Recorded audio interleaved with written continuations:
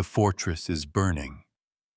High above southern France, on a jagged crown of rock, Montségur has fallen. Below it, the world of the Cathars is being erased by fire, sentence by sentence, body by body, memory by memory. But according to later legend, something escaped before the final destruction. Not an army, not a king, a secret, carried out under cover of darkness, protected by the last people willing to die for it. Was it treasure, forbidden knowledge, or something far more dangerous? A story about a sacred bloodline. To understand why this question survived, we have to move slowly. Not because the legend is simple, but because it is too easily made simple. Every century that touched it added another layer: faith, fear, politics, romance, and the human hunger to believe that history has hidden doors. Montségur was not just a fortress. It became a wound in the imagination of Europe, a place where persecution, belief, and rumor fused so tightly that later generations could hardly tell where history ended and myth began. In the cold air of the Pyrenees, the final days of the Cathars would become more than a tragedy. They would become the opening scene of a mystery that stretched toward the Holy Grail, Mary Magdalene, and the idea that the greatest secret in Christianity was never a cup, but a name. Before we venture further into the shadows, take a moment to subscribe so you never miss a secret that history has tried to forget. And as we begin, leave a comment letting us know where in the world you are watching from tonight. It's a reminder of how far these forgotten echoes can reach. For now, picture the mountain after the flames have gone low. The stones remain. The bodies are gone. And somewhere between the ashes and the silence, a question begins its long journey through history. Before the Grail became a clue, before it was treated like a secret passed through blood and hidden in churches, it was something stranger and more fragile. It was a literary image. That may sound disappointing at first. It should not. Some of the most powerful mysteries in history did not begin as locked rooms or buried gold, but as stories people could not stop retelling. The Grail entered the imagination of medieval Europe not as a police file, not as a church document, and not as a verified relic with a chain of custody. It appeared in Romance literature, in the world of knights, tests, wounded kings, and half-understood visions. In those early stories, the Grail is not yet the neat object modern audiences often picture. It is not always clearly a chalice. It is not yet surrounded by a fully formed conspiracy. It moves through the narrative like something seen in a dream and remembered badly after waking. A vessel, a sacred object, a sign of grace, a mystery that exposes the spiritual condition of anyone who approaches it. That is important, because later centuries would try to make the Grail solid. People would want to hold it in their hands. They would want it to have a location, a bloodline, a code, a map. But in its earliest literary life, the Grail resists that kind of certainty. It functions less like a treasure and more like a mirror. The knight who sees it is not simply being shown an object. He is being measured. The medieval imagination understood this well. In a world shaped by feudal loyalty, religious devotion, violence, and confession, the greatest adventure was not only across forests and battlefields, it was inward. A knight might be brave enough to split armor with a sword, but still fail because he lacks humility, purity, or the ability to ask the right question at the right moment. That detail is easy to miss. In many Grail stories, Failure does not come because the hero is physically weak. It comes because he is spiritually incomplete. The Grail belongs to a world where symbols do heavy work. A wounded king can stand for a wounded kingdom. A barren land can stand for a moral disorder no army can fix. A mysterious vessel can suggest divine presence, lost wholeness, or redemption, waiting just beyond human reach. The story is not asking, where is the object hidden, so much as, what kind of person could recognize it if it appeared? And this is where the later myth begins to bend the older one. Modern readers often approach the Grail backward. We begin with the suspicion that something has been covered up, and then we search the medieval material for hints. We are trained by thrillers, secret societies, and coded paintings to look for evidence behind the symbol. But the earliest Grail literature does not behave like a dossier with the names removed. It behaves like a spiritual romance, a sacred puzzle in the language of story. That does not make it meaningless, quite the opposite. It makes it dangerous in a different way. A fact can be checked. A relic can be tested. A document can be dated, disputed, or exposed as a forgery. But a symbol can survive almost anything because every age can pour its own anxieties into it. For medieval audiences, the Grail could speak to sin, grace, kingship, and the longing for a restored world. For later audiences, especially modern ones, it could become something else entirely. A missing chapter of history, a forbidden truth, a key to power hidden in plain sight. The Grail's power comes partly from its incompleteness. The stories do not close every door. They leave space. And wherever history leaves space, imagination eventually moves in. This is not a flaw in the legend. It is the engine of the legend. Had the Grail been described with perfect clarity from the beginning, had it been catalogued like an inventory item, it might have remained trapped inside a single medieval text. Instead, it stayed unstable. It could be a vessel, a vision, a test, a promise. It could belong to the altar, the court, the wilderness, or the wounded interior life of a knight who does not yet understand what he has seen. Only later would people ask whether the Grail was never a cup at all. Only later would language itself become part of the mystery, as Holy Grail was reimagined through another phrase, another possibility, another door. Not a sacred vessel, but royal blood. For now, the most honest thing we can say is this. The Grail did not begin as a code waiting to be cracked. It began as a story about the distance between human desire and divine truth. And perhaps that is why it was so easy, centuries later, to turn it into a secret. Because the Grail had always been about something missing.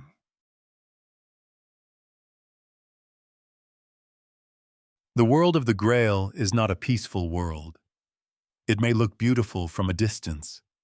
Banners moving in the wind, polished armor, horses crossing green fields, castles rising over rivers. But the beauty is part of the tension. Arthurian legend is filled with ideals that almost no one can fully live up to. Loyalty is praised, then broken. Love is celebrated, then becomes betrayal. Kingship promises order, yet the kingdom is always vulnerable to pride, violence, and private desire. This is why the Grail belongs so naturally in that world. It appears where the surface of chivalry begins to crack. The knights of Arthur's court are not merely adventurers looking for a rare object. They are men shaped by a culture that believes honor can be proven through action. A quest is not a vacation with better horses. It is a test of identity. The road reveals what the court conceals. A knight may be admired in public, but the wilderness has a way of asking less flattering questions. Can he resist temptation when no one is watching? Can he distinguish courage from vanity? Can he serve something higher than his own reputation? The Grail quest turns these questions into story. What makes the Grail so haunting is that it does not simply reward strength. In many tales, the strongest knights are not the ones who succeed. This matters. Medieval romance often delights in combat, ceremony, and noble blood. But the Grail introduces a different standard. The worthy person is not always the most famous. The victorious knight is not always the purest soul. The quest exposes a gap between worldly greatness and spiritual readiness. That gap gives the legend its ache. The kingdom itself is often wounded, sometimes literally, through the figure of a wounded or failing king, sometimes symbolically, through lands that seem barren, troubled, or waiting for restoration. In these stories, political disorder and spiritual disorder reflect each other. A broken ruler is not just a man with an injury. He becomes the image of a world where something essential has gone wrong. This is not subtle symbolism, but it is powerful. A kingdom depends on more than walls, laws, and military power. It depends on meaning. If the sacred order beneath the surface collapses, the visible order begins to rot from within. The Grail, then, is not just a prize placed at the end of a difficult journey.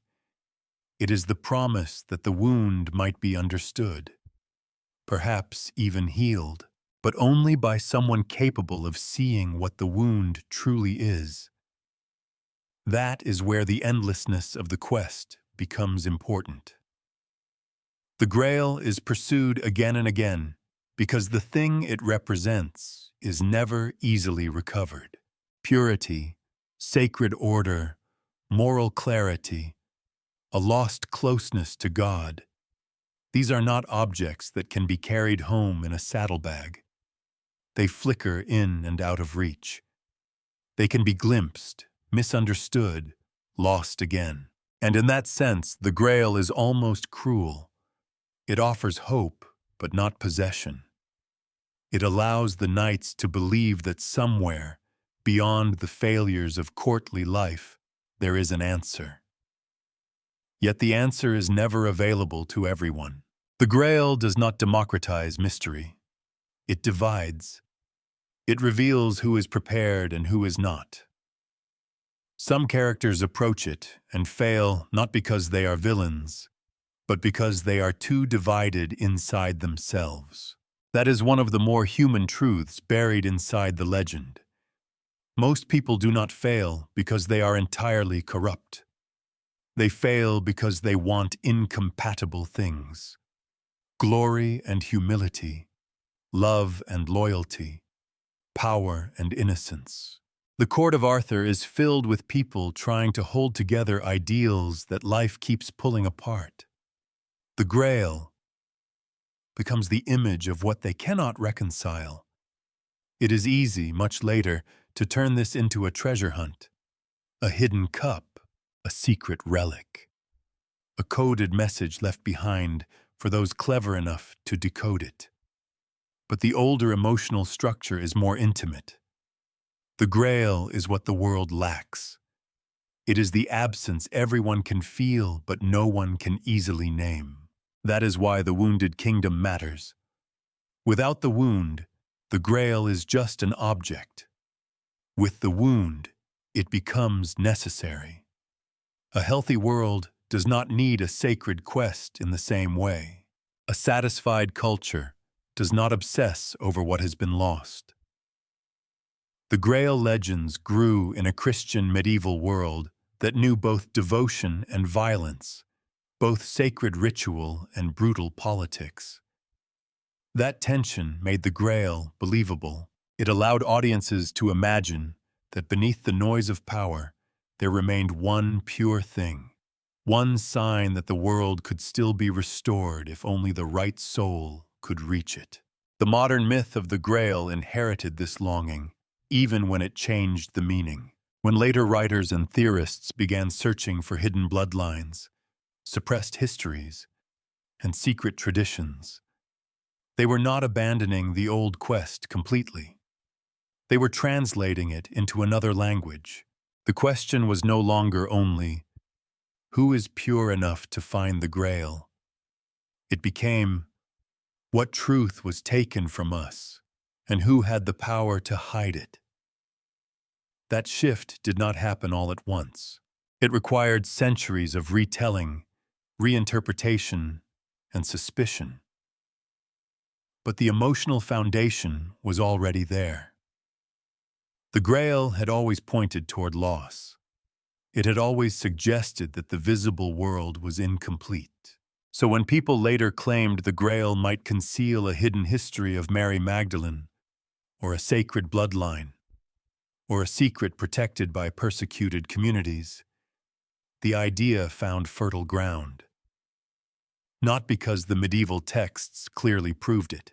They do not. The evidence is thinner than the legend wants it to be, but because the Grail had already trained the imagination to search behind the surface. That is the strange inheritance of Arthur's wounded kingdom. It gave us a mystery that did not need to begin with a conspiracy. It began with something older and harder to disprove. The feeling that the world is damaged, and that somewhere there is a truth powerful enough to heal it. Perhaps that is why the quest never really ended. Not in the romances, not in the churches, not in the libraries, not in the later legends of southern France. The Grail keeps moving because the wound keeps moving. Every age finds its own version of the broken kingdom. Every age imagines that someone, somewhere, once carried away the missing answer. And every age sends its own seekers into the dark, hoping they will be the ones who finally ask the right question. At some point, the Grail stopped being only a sacred object. It began to change shape. This is where the story becomes more delicate, because the ground beneath our feet is no longer the firm soil of medieval romance.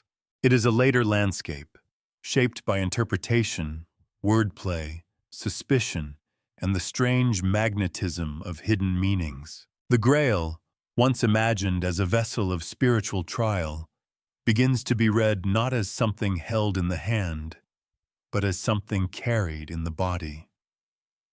A chalice becomes a lineage. A relic becomes a family secret. A quest becomes a hunt for descendants. The doorway into this version of the mystery is often described through two phrases, Sangreal and Sangreal, Holy Grail and royal blood. The suggestion is that what later generations called the Holy Grail may have concealed or been confused with the idea of a sacred royal bloodline.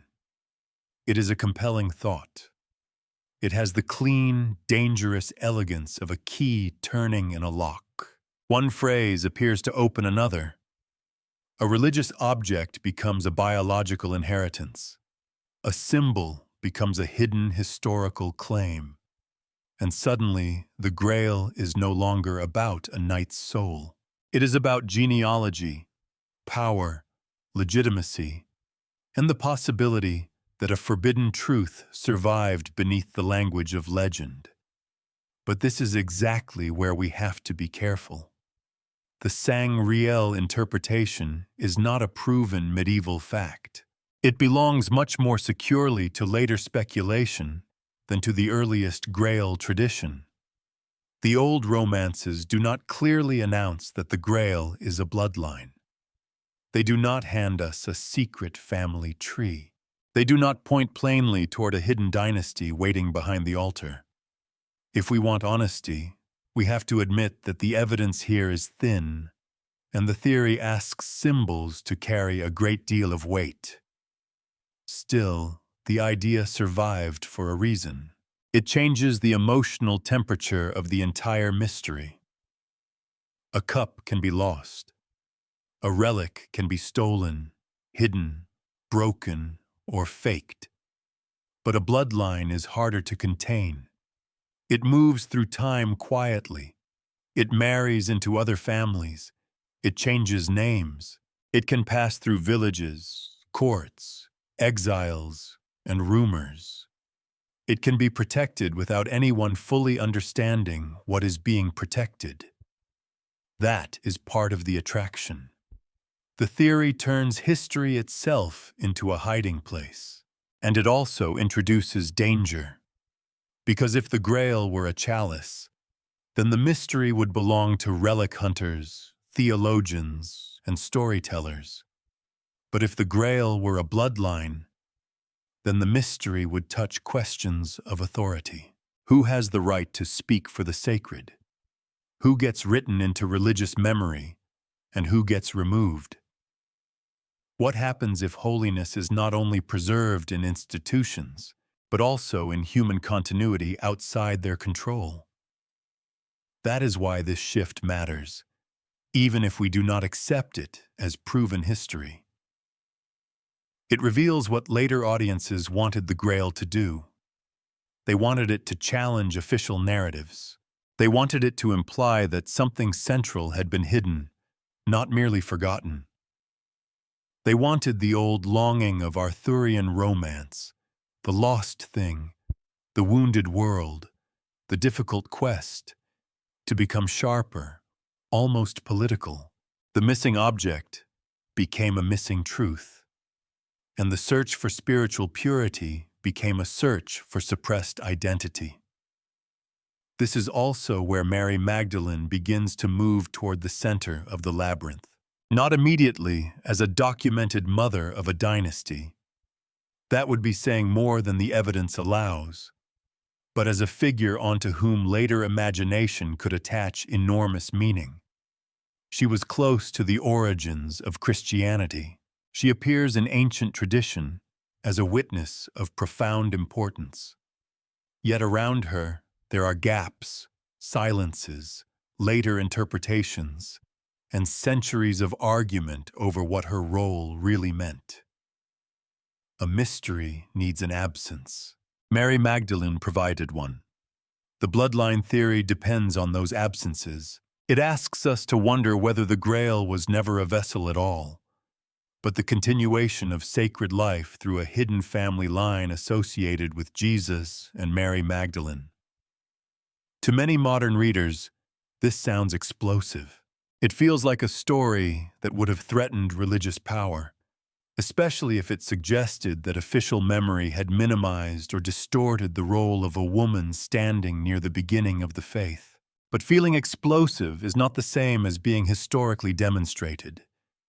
That distinction is the thin bridge this story must cross.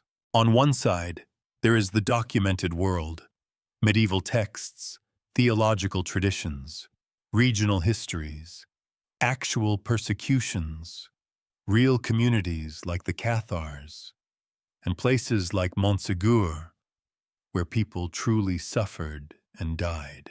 On the other side, there is the grand synthetic myth, the Grail as bloodline, Mary Magdalene as bearer of a hidden dynasty, southern France as the guarded landscape of a secret history. The bridge between them is not made of solid stone. It is made of associations. Some are literary. Some are symbolic. Some are based on later legend. Some may reflect genuine discomfort with how religious memory has treated certain figures. And some, frankly, are the work of imagination arranging scattered fragments into a pattern too satisfying to resist. That does not make the pattern worthless. Myths do not have to be literally true to reveal something real. They can expose anxieties that official history leaves unspoken. The Grail as bloodline theory may tell us less about a hidden dynasty than about a modern hunger to recover what feels lost: the feminine, the human, the embodied, the family, the forbidden, the parts of sacred history that seem too intimate for institutions to comfortably hold. This is why the idea remains powerful even under scrutiny. It does not survive because the evidence is overwhelming. It survives because it answers a psychological need. It gives the Grail a pulse. It transforms a remote medieval symbol into a living thread that might still run through the present. And it suggests that history's most guarded secrets may not sit in locked vaults, but inside names, bodies, and stories passed down imperfectly from one generation to another. In that sense, the move from Chalice to Bloodline is less a discovery than a transformation. A medieval symbol is reinterpreted through modern suspicion. A spiritual quest becomes a historical investigation. A sacred object becomes a person, then a family, then a threat. And once that transformation happens, the Grail can no longer remain safely inside Arthurian legend. It begins to pull other figures into its orbit. Mary Magdalene, the Cathars, southern France, Montségur, Rennes-le-Château. Each will be asked to carry part of the burden. Some will carry history, some will carry myth, some will carry both uneasily. And at the center of it all stands the question that makes this version of the Grail so difficult to dismiss completely. Not whether every claim is true, but why the idea of a hidden bloodline felt so believable to so many people. Perhaps because it gave form to an older suspicion that the past we inherit is not the whole past, only the version that survived.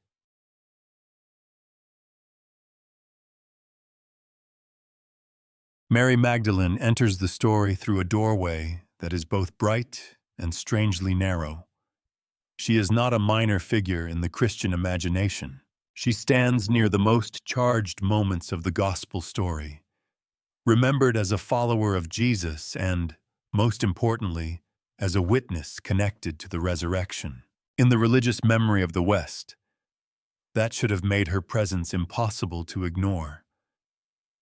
And yet, around her, something curious happened. She became one of the most recognized figures in Christianity, while also becoming one of the most misunderstood. For centuries, Mary Magdalene was wrapped in layers of interpretation that were not always drawn directly from the earliest texts.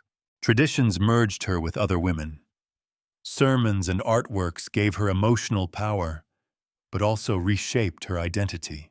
She became the repentant sinner, the weeping penitent, the woman with loosened hair and a jar of ointment, the symbol of fallen humanity redeemed through devotion. That image is powerful. It is also not simple history. This is where the mystery begins to breathe. The ancient sources give us a Mary Magdalene who matters, but they do not give us everything later audiences wanted to know. They do not provide a complete biography. They do not explain her family background in detail. They do not offer the kind of intimate portrait modern readers instinctively search for. Her importance is clear, but the edges of her life remain shadowed by the limits of the surviving record, and those limits created space. Into that space came devotion, then art, then theology, then suspicion, then modern myth. The result is a figure who seems always to be standing between what can be said and what people wish had been said. Mary Magdalene became a screen onto which different ages projected different needs. To some, she represented repentance. To others, loyalty. To others, the sacred feminine. To still others, she became the missing key to an alternative history of Christianity. That last version is the one that draws her into the Grail mystery. But we have to approach it carefully. There is a wide difference between saying Mary Magdalene was more significant than some later traditions allowed, and saying she secretly carried a royal bloodline into southern France. The first claim can be discussed through the history of interpretation, memory, and the role of women in early Christianity. The second belongs to a much more speculative world. It may be fascinating, but fascination is not evidence. Still, the speculation did not emerge from nowhere. It grew because Mary Magdalene's memory had already been complicated. When a historical figure is preserved unevenly, two things happen at once. Scholars become cautious because they know how little can be proven. Storytellers become bold because the gaps invite them in. The same silence that restrains the historian gives the mythmaker room to work. Mary Magdalene stands exactly at that crossing. What ancient texts say is important, but limited. What tradition added is emotionally rich, but often difficult to separate from interpretation. What modern myth wants to believe is dramatic, sometimes beautiful, sometimes reckless. The work is not to mock the myth, but to notice what it is doing. The myth wants Mary Magdalene to be restored. That may be its deepest emotional truth. Whether she was imagined as a hidden wife, a bearer of secret teachings, or the mother of a sacred lineage, modern legend often tries to reverse a perceived injustice. It looks at the long history of male authority in Christian institutions and wonders whether a woman close to the origin was pushed aside. It looks at the official structures of memory and asks who benefited from making her smaller, softer, safer. These are real questions, even when the answers offered by conspiracy are too confident. A careful investigation does not need to accept every dramatic claim to recognize the wound underneath it. Mary Magdalene's transformation across the centuries reveals how memory can become a kind of second life. Once a figure enters tradition, she no longer belongs only to the historical past. She belongs to sermons, paintings, songs, legends, arguments, and private longings. She becomes a presence different communities keep remaking. This is why she could be drawn so easily toward the Grail. The Grail was already a symbol of something missing. Mary Magdalene had already become a figure surrounded by absence. Put them together, and the story almost writes itself. A lost sacred object becomes a lost sacred woman. A hidden chalice becomes a hidden lineage. The wounded kingdom becomes a wounded memory. But almost is the dangerous word. Because stories that feel inevitable are often the ones we most need to question. There is no solid historical proof that Mary Magdalene escaped to southern France with a child of Jesus. There is no clear early evidence that the Grail romances were originally coded accounts of her bloodline. The connection between Magdalene, the Grail, and later southern French legends belongs to a layered tradition, assembled across time by writers, believers, and interpreters who were often working with symbols as much as facts. And yet, dismissing the entire matter as nonsense would miss something important. The endurance of the Magdalene mystery tells us that people sense an imbalance in inherited memory.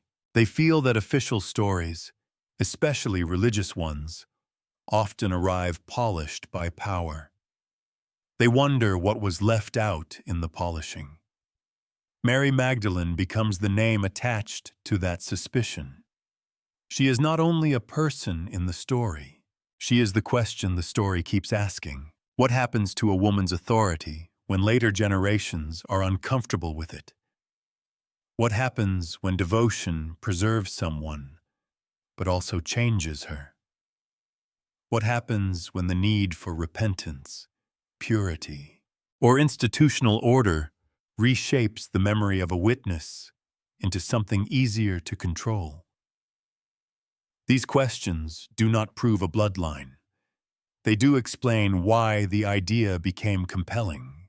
The modern legend of Mary Magdalene is a mirror held up to the past, but also to the present. It reflects a desire to find lost women in the foundations of history. It reflects frustration with spiritual traditions that sometimes honor female holiness while limiting female authority. It reflects the suspicion that somewhere beneath the familiar story, there may be another one, not necessarily more factual, but more human. So as Mary Magdalene moves toward the center of the Grail mystery, we should not treat her merely as a clue. That would repeat the very problem the legend is trying to solve. She was not a prop waiting for later theorists to turn her into a secret. She was a remembered witness, a devotional figure, a misunderstood symbol, and eventually a vessel for questions too large for the surviving evidence to answer neatly. The gaps around her do not give us permission to invent with certainty, but they do tell us why invention happened. And in a mystery like this, that distinction matters, because the story of the Grail bloodline is not built only from claims. It is built from absences, the empty spaces where history becomes thin, where tradition becomes thick, and where the modern imagination begins to hear a woman's name echoing behind the official walls. A strange thing happens when a historical figure becomes too useful to later imagination. She stops being only herself. Mary Magdalene, in the long afterlife of Christian memory, became more than a witness near the beginning of the faith. She became a symbol people could rearrange according to what they feared, desired, or believed had been lost. The penitent woman, the devoted disciple, the misunderstood saint, the hidden bride, the bearer of forbidden knowledge, the mother of a sacred bloodline. Some of these images belong to devotion, some belong to legend, some belong to modern suspicion. They do not all come from the same place, and they do not all deserve the same level of trust. But together, they show how one woman's memory became a battleground. That may be the most revealing part of the story. The mystery of Mary Magdalene is often presented as though there is one buried truth, and if we dig deeply enough, we will find it intact. A document, a confession, a hidden tomb, a name in a bloodline. But memory rarely works so cleanly.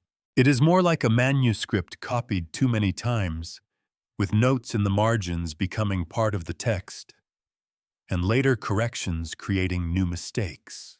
By the time Mary Magdalene reaches the modern Grail legend, she has already passed through centuries of interpretation, and each layer changed her.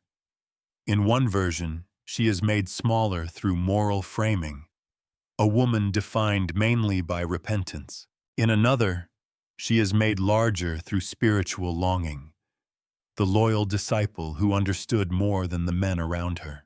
In another, she is transformed into a living threat to institutional authority, the woman whose existence, if fully acknowledged, would rearrange the story of Christian power. The bloodline theory depends heavily on that final transformation. It asks us to imagine that Mary Magdalene was not simply misremembered, but deliberately concealed, not merely pushed toward the margins by tradition, but turned into a secret because what she represented was dangerous. In this reading, she becomes the hidden center of a suppressed Christianity, intimate, embodied, feminine, dynastic, and incompatible with the official structures that later claimed authority. It is a powerful story. It is also one that must be handled with restraint. There is no reliable historical foundation strong enough to state that Mary Magdalene was the mother of a sacred bloodline. There is no secure chain of evidence linking her to the Cathars, to Montségur, or to a protected lineage carried through southern France. These connections belong to later theories, not to clear medieval proof. They are imaginative bridges built over real gaps, but the bridges are interesting because of where people chose to build them. They were not built around just anyone. They were built around Mary Magdalene because she already stood at a point of tension. She was close enough to the origins to matter, important enough to be remembered, ambiguous enough to be reinterpreted, female enough, in a male-dominated religious tradition, to become a symbol of absence and exclusion. That combination made her almost magnetically available to mystery. When modern writers began looking for a hidden feminine presence inside Christian history, Mary Magdalene was waiting there, not as proof of every claim, but as a figure who could carry the emotional weight of the question. What if something essential had been removed from the center and placed at the edge? What if the official story preserved the event, but not the full dignity of one of its witnesses? These questions are not foolish. They become dangerous only when the answers grow too confident. The temptation is to repair the past by inventing certainty, to take a woman who may have been diminished by later interpretation and compensate by making her the secret key to everything. But that can become another kind of distortion. A person is not restored by being turned into a code. Mary Magdalene does not become more real when every silence around her is filled with conspiracy. In fact, the more responsible mystery may be quieter. It may be that Mary Magdalene became a secret not because she literally carried a hidden royal bloodline, but because later cultures could not stop sensing that something about her had been mishandled. Her memory carried a pressure that never fully released. She remained present, but not settled, honored, but often reshaped, visible, but strangely obscured. That is the condition from which legends grow. A completely forgotten figure leaves little behind. A fully documented figure gives imagination less room to move. But a figure like Mary Magdalene, known, revered, incomplete, argued over, becomes fertile ground. She stands there with enough historical gravity to resist dismissal and enough uncertainty to invite projection. This is why she could become the woman turned into a secret. Not necessarily because a secret society guarded her descendants through the centuries. Not because the Cathars clearly worshipped her as the mother of a sacred line. Not because the Grail romances plainly encoded her story. The evidence does not allow such clean claims. She became a secret because people kept finding secrecy in the shape of her memory. The silence around her seemed too meaningful. The later traditions seemed too controlling. The symbolic charge of her presence seemed too strong for a simple devotional role. And in an age increasingly suspicious of official histories, those impressions hardened into theories. Here, the Grail myth takes another turn. The old Grail asked who was worthy to approach the sacred. The modern Magdalene legend asks who was allowed to define the sacred in the first place. That is a profound shift. It moves the mystery away from individual purity and toward historical power. The question is no longer only whether a knight can heal a wounded kingdom. It is whether a civilization can recognize the wounds in its own memory. Mary Magdalene becomes the face of that wound.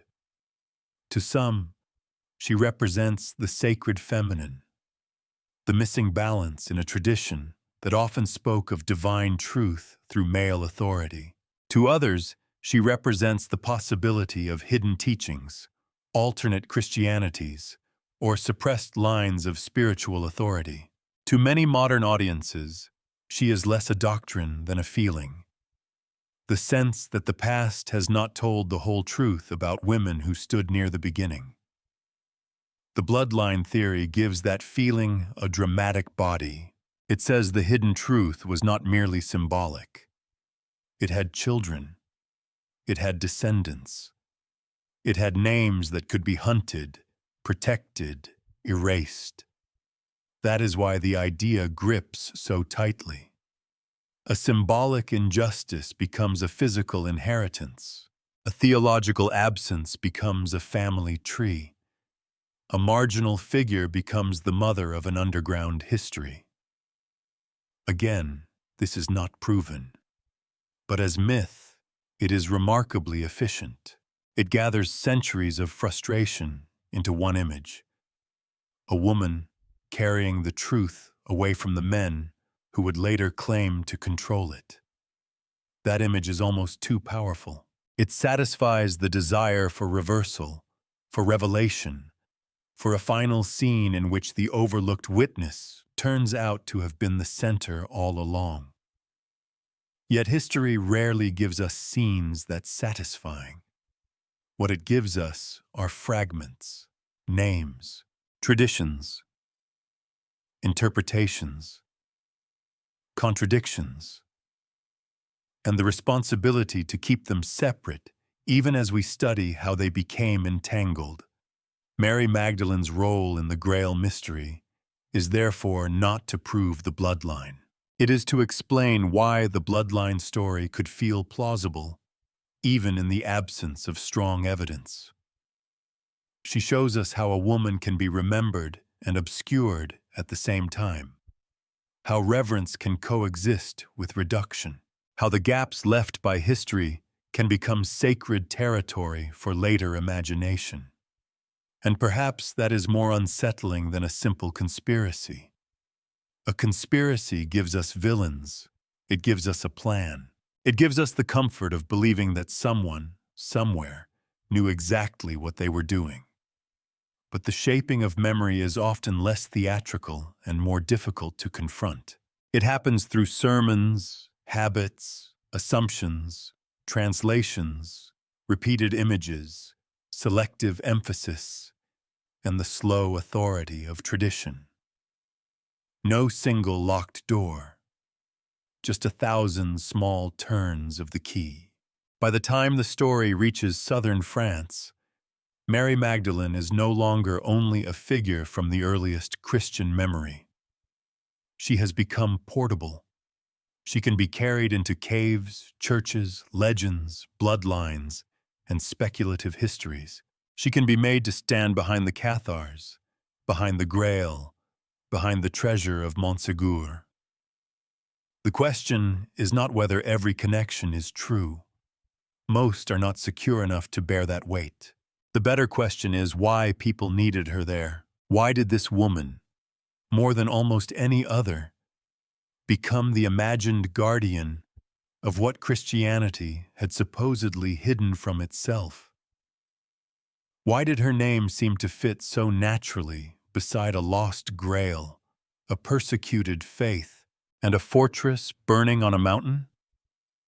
Maybe because Mary Magdalene had already become what the Grail itself had always been. A vessel for longing. Not empty, but unfinished. Not silent, but never fully heard.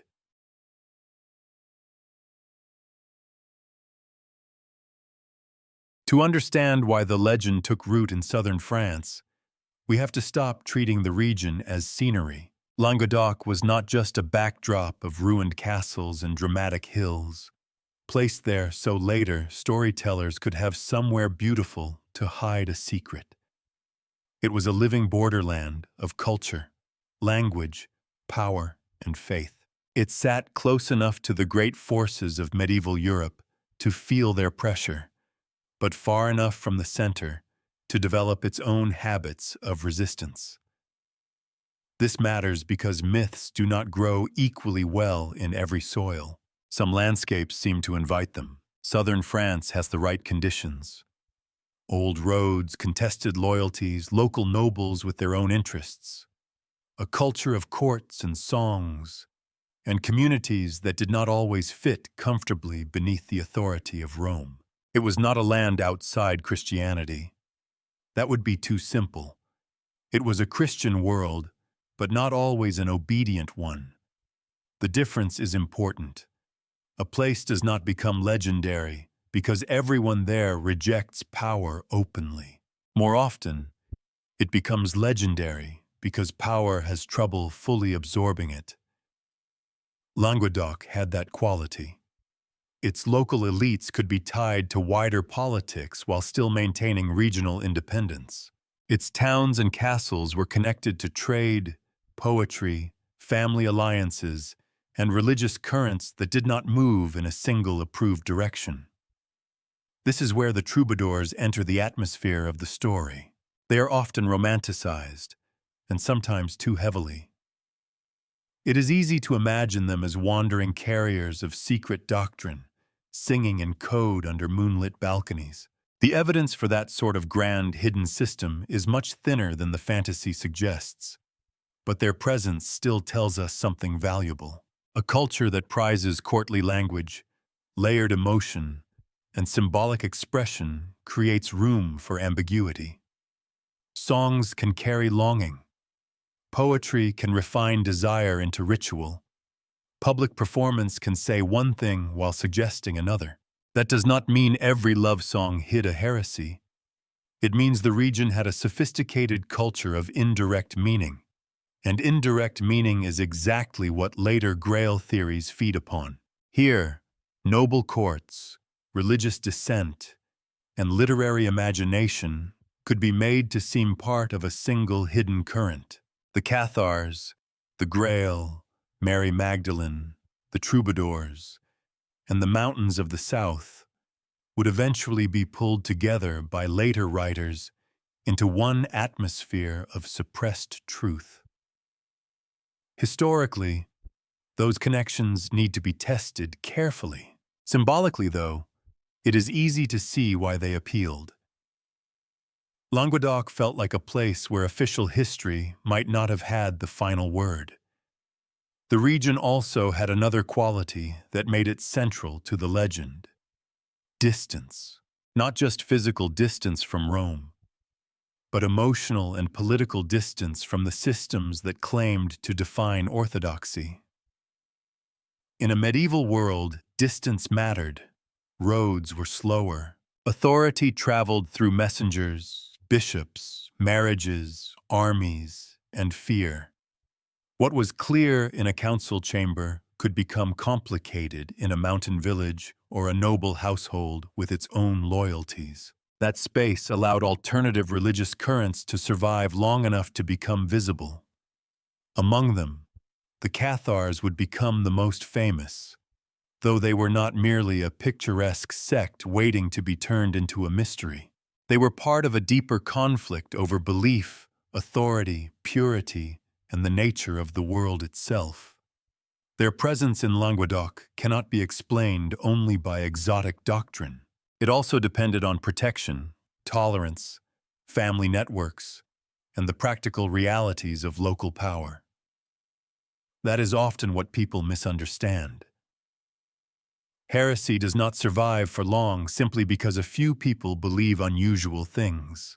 It survives when society around it makes room for it. Sometimes that room comes from sympathy, sometimes from indifference, sometimes from politics, sometimes from the fact that a local lord has more immediate concerns than enforcing theological uniformity for distant churchmen. In Languedoc, the lines between belief and social life could become tangled. A noble family might not fully share Cathar theology, but might protect Cathar relatives or respected spiritual figures. A town might contain Orthodox Christians, sympathizers, skeptics, merchants, clergy, and dissenters in close proximity. Faith was not always arranged in neat opposing camps. Real communities are messier than later narratives prefer. That messiness helped create the later mystery, because when historians look back, they try to separate categories, religion here, politics there, literature in another box, legend somewhere else. But memory does not behave that way. Memory fuses. A persecuted religious movement becomes linked to a tragic fortress. A tragic fortress becomes linked to a missing treasure. A missing treasure becomes linked to the Grail. The Grail becomes linked to Mary Magdalene. And suddenly, a region with real historical complexity is turned into a map of secret meanings.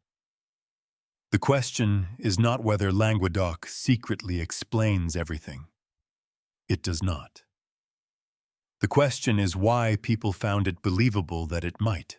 Part of the answer lies in the region's refusal to feel fully conquered by a single story. It had its own language and identity. It had noble houses whose loyalties could be local before they were obediently universal. It had religious tensions that the church viewed with growing alarm. It had a landscape that made refuge, concealment, and last stands seem plausible. And later, when only ruins remained, those ruins did what ruins always do. They made absence visible. A broken tower is rarely just a broken tower to the imagination. It becomes evidence of something unfinished. In southern France, the physical world seemed to collaborate with legend. Hilltop fortresses looked as though they were guarding memories.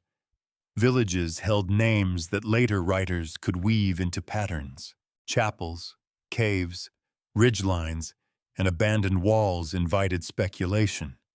This does not prove the myths built upon them, but it does explain why the myths felt at home there. There is also a more human reason. People are drawn to places where defeat looks noble.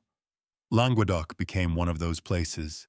The Cathars would be remembered not only as heretics by their enemies, but as victims, dissidents, seekers of purity, or guardians of something Rome could not tolerate. Some of those later images are romanticized. The Cathars were real people with complex beliefs, not modern rebels dressed in medieval clothing. But their destruction gave later generations a dramatic moral structure, fragile local faith against overwhelming institutional force. That structure is irresistible to myth. Once a community has been crushed, the imagination asks what the conquerors wanted to silence. Once books are lost, people imagine what they contained. Once a fortress falls, people ask what escaped before the gates closed. In this way, southern France became not merely the setting of the Cathar story, but the emotional engine of it. It offered a place where the Grail could be relocated from literature into landscape. No longer only a vision in Arthurian romance, the Grail could now be imagined among real mountains, real persecutions, real ruins. Mary Magdalene could be placed into local tradition. The Cathar treasure could be made to carry more than gold. Everything that had been symbolic could be given a road, a village, a hiding place. This is how myth gains weight. It borrows from geography, and Languedoc had enough history to make the borrowing feel plausible. Still, we should resist the urge to make the region into a single grand cipher. Southern France was not a secret machine built to preserve the bloodline of Christ. It was a complicated medieval society where local autonomy, religious dissent, aristocratic politics, and cultural richness collided. That reality is less tidy than the conspiracy. It is also more interesting, because the real Languedoc does not need to be invented. It already contained the tensions that later myth would exaggerate. A land at the edge of obedience, a culture not easily flattened, a religious world watched with suspicion, a memory scarred by violence. These were enough. They made it possible for later generations to look south and imagine that if a forbidden secret had survived anywhere, it might have survived there. Not because the proof was waiting in plain sight, but because the landscape seemed to know how to keep a secret.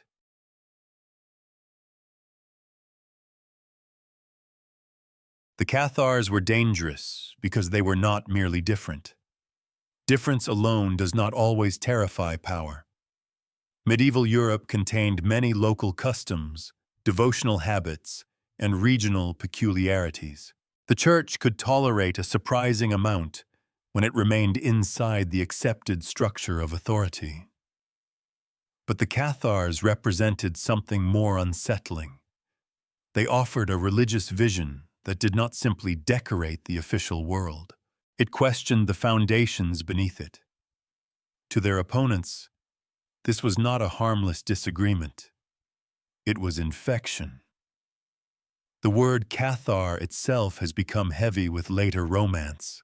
In modern retellings, they are often imagined as gentle mystics, pure victims, guardians of hidden wisdom, almost too luminous for the brutal age that destroyed them. There is some truth in the sense that they were persecuted with devastating force, but the prettier image can flatten them into symbols before we have even tried to understand them as people. Their beliefs were not just vague spiritual rebellion. At the heart of Cathar thought was a sharp distrust of the material world. The physical creation, in many accounts of their belief, was not simply fallen or imperfect. It was associated with corruption, imprisonment, and a lower power. The true spiritual life meant turning away from the entanglements of the body, wealth, reproduction, and worldly authority. Purity was not a decorative virtue. It was the path out of a damaged reality. For the official church, this was explosive. Christian doctrine could criticize worldly sin while still affirming creation, sacraments, priesthood, marriage, and the visible church as channels of grace. The Cathar view, as understood by their enemies and reconstructed from surviving sources, cut across that entire structure. If the material world was a trap, what did that imply about churches built of stone, relics made of bone, sacraments involving bread, wine, water, oil, bodies, hands, and words spoken by priests? A theology like that does not remain private for long. It has social consequences. If spiritual authority did not depend on the Roman Church, then bishops and priests lost their monopoly over salvation. If purity could be embodied by Cathar holy figures living in discipline outside official hierarchy, then the Church had a rival form of holiness walking through the same towns. If the sacraments of Rome were rejected or diminished, then the sacred economy of medieval life, confession, mass, marriage, burial, legitimacy, began to tremble. The threat was not only that people believed the wrong things, it was that they might stop needing the approved mediators. This is what made the Cathars politically dangerous even when they were not behaving like an army. A movement can threaten authority without raising a sword. It can do so by convincing ordinary people that the existing system is spiritually compromised. That kind of doubt spreads quietly. It travels through households, kinship networks, market towns, sympathetic nobles, and private conversations no bishop can easily police. And in Languedoc, that doubt had room to breathe. The Cathar spiritual elite, often described as the perfect, or good men and good women, carried an aura that later memory would magnify. They were admired by followers for discipline, poverty, and seriousness. Whether we interpret that admiration as holy devotion or dangerous error depends on which medieval voice we are listening to. But either way, Their presence created a visible alternative to a church often criticized for wealth and corruption. That contrast mattered. A poor preacher who seems sincere can be more damaging to an institution than an armed rebel because he exposes a moral comparison. He does not have to win a debate in Latin. He only has to make people look at their local clergy and ask why holiness appears more convincing outside the official walls. That question was intolerable. Still, we should avoid imagining the Cathars as a single, perfectly organized underground church with one simple doctrine and one secret mission. The surviving evidence is difficult, often filtered through hostile sources, inquisitorial records, and polemical writing. What we call Catharism may have included variations across time and place. The people involved were not characters in a modern thriller. They were believers living under pressure, within real families and communities, often in ways messier than any doctrine allows. But the broad conflict is clear enough. Rome saw them as a spiritual rebellion that could not be left alone. The Cathars did not merely disagree about a theological detail. Their existence suggested that another kind of Christianity, or at least another religious path clothed in Christian language, could claim purity against the Church itself. That made them more than heretics in the narrow sense. They became a challenge to order. And medieval order was not divided neatly into religion over here and politics over there. The Church shaped law, legitimacy, marriage, inheritance, morality, education, diplomacy, and the rhythms of daily life. To reject its authority was not like switching denominations in a modern city. It could disturb the whole architecture of society. A lord who protected heretics was not simply being tolerant. He could be accused of undermining the sacred unity that justified the world around him. This is why the story darkens, not because every Cathar held a secret about Mary Magdalene. There is no solid evidence for that, not because they were proven guardians of the Grail. That belongs to later legend. The real reason is harsher and more human. They represented a rival claim to purity in a world where religious authority was inseparable from power. The Church could argue doctrine, but doctrine alone would not be enough. Once a movement becomes socially embedded, once it has protectors, households, sympathizers, admired teachers, and regional roots, persuasion begins to look too slow to those who fear it. The language of correction turns into the language of cleansing. Error becomes contagion. Neighbor becomes suspect. A landscape becomes infected territory. That is the mental shift that makes persecution possible. And it is important to notice how often institutions use purity to justify violence against those who also claim purity. The Cathars sought purification from a world they believed was corrupt. Their enemies sought purification of Christian society from the Cathars. Each side, in very different ways, imagined corruption as something that had to be separated from truth. The tragedy is that purity can become merciless. In later centuries, this is one reason the Cathars became so useful to myth. They seemed to embody the lost alternative, a spiritual people destroyed by a powerful institution, their memory scattered, their final refuge burned. That image is morally simple and emotionally strong. But the true history is more complicated. Cathar belief was not modern liberal spirituality. It could be severe, world-denying, and difficult. The church that opposed them was not merely paranoid. It recognized a real challenge to its authority and theology. And yet the response that followed would become one of the great wounds of medieval memory. The Cathars matter to the Grail legend because they introduce the idea of a persecuted community whose destruction left behind unanswered questions. What did they believe? What did they preserve? What did they reject? What vanished with them because their enemies controlled so much of the record?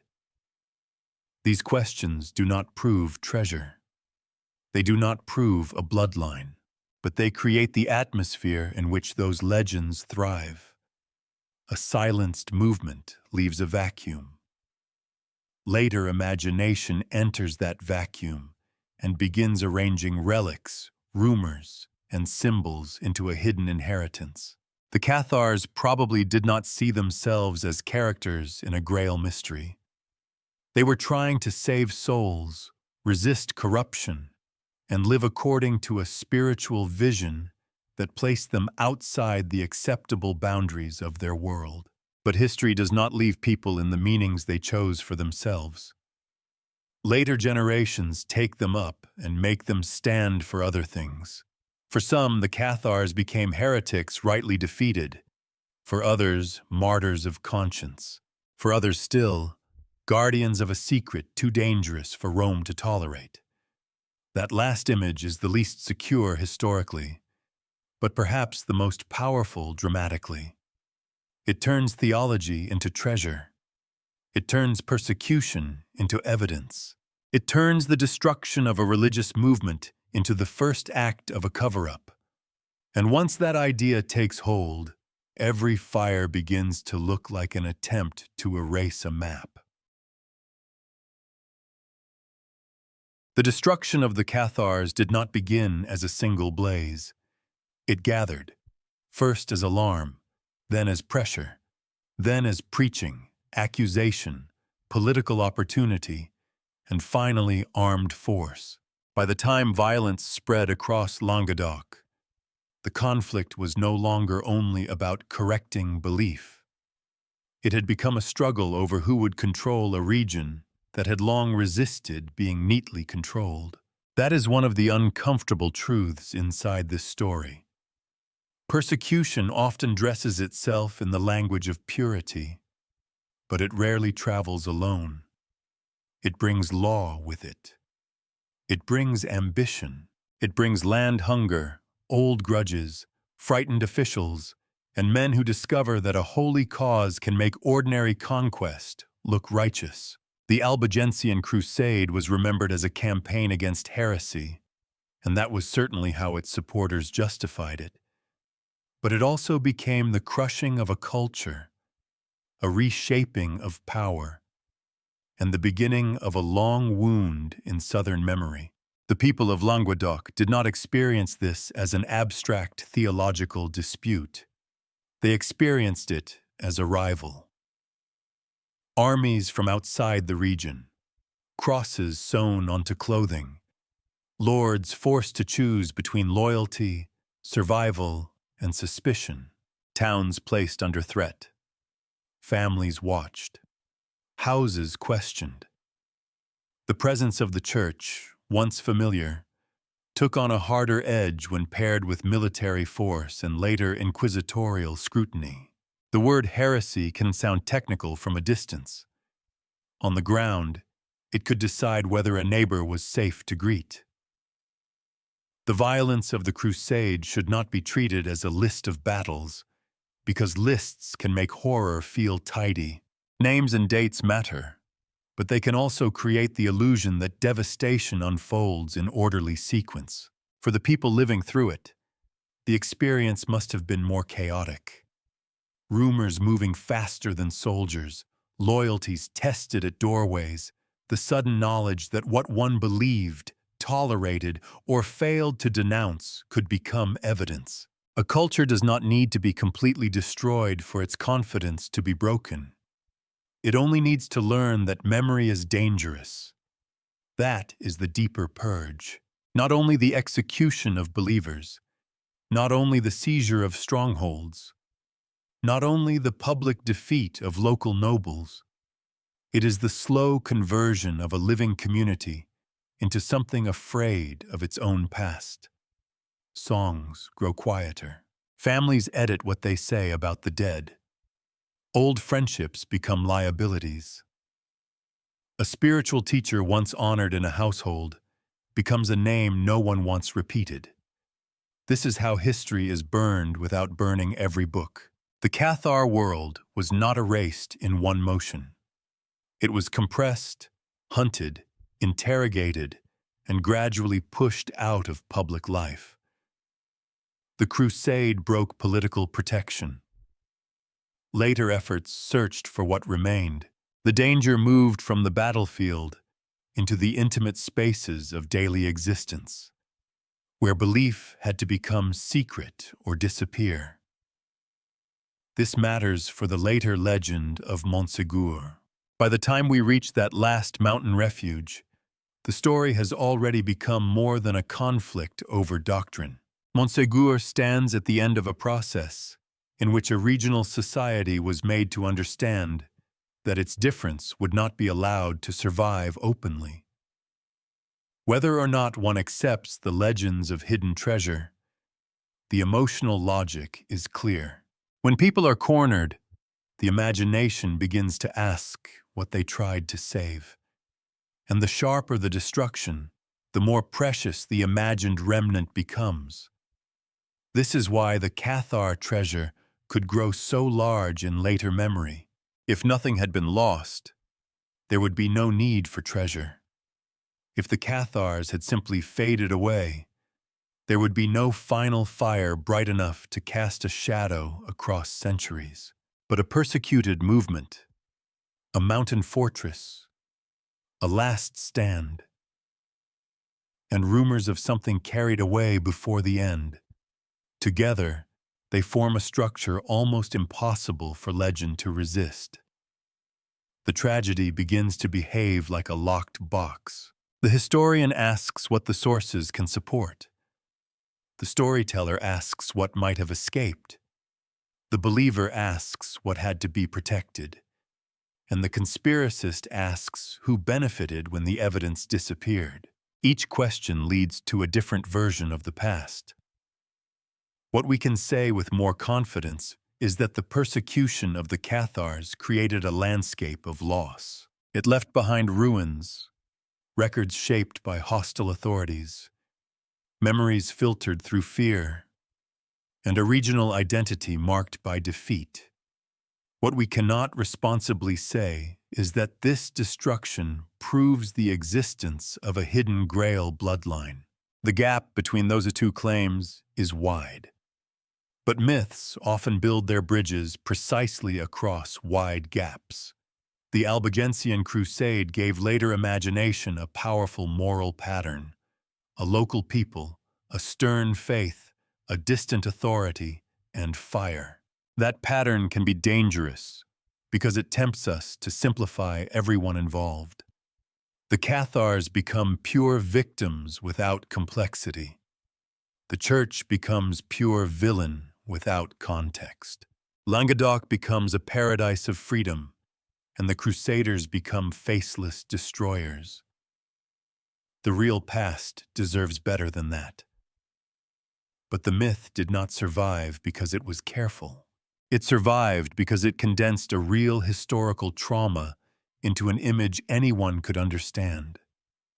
A culture crushed, a memory threatened, a secret possibly saved. There is a particular cruelty in destroying a community and then leaving later generations to reconstruct it, mostly through the voices of its enemies. The Cathars are known to us in part through records that were never neutral. Their beliefs were described, challenged, condemned, and investigated by people who often wanted to defeat them. That does not make every source useless, but it does mean that the Cathar past arrives with fingerprints on it. This is where the idea of hidden knowledge becomes so seductive. When the surviving record is hostile, absence feels meaningful. If the victors wrote the story, perhaps the truth is what they refused to write. If the defeated left few documents, perhaps their deepest teachings were deliberately concealed. If a final refuge fell in flames, perhaps something precious slipped away before the end. Again, perhaps is not proof, but perhaps is enough to keep a legend alive. The Purge of Languedoc changed the meaning of the region. Before, its differences were part of a living medieval complexity. Afterward, those differences became evidence in a story of suppression. The land itself seemed marked by what had been taken from it. Later travelers could stand before ruined walls and feel, rightly or wrongly, that the stones were withholding testimony. And maybe that is what persecution always risks creating. Power may silence a movement, but silence is not the same as closure. Sometimes it produces the opposite. It leaves behind a space where unanswered questions multiply. The more violently a belief is destroyed, the more later minds wonder whether destruction was necessary because the belief contained something unusually dangerous. That reasoning is not always fair, but it is deeply human. By the time the flames of Montségur enter the story, the Cathars have already been transformed by violence. They are no longer only dissenters. They are bearers of an absence. Their defeat becomes a vessel into which later centuries pour treasure, Grail symbolism, Mary Magdalene, sacred bloodline theories, and the suspicion that Rome did not merely defeat heresy, but buried a truth. The evidence for that final suspicion remains uncertain. The emotional force behind it does not. Because after memory has been burned, even ashes begin to look like clues.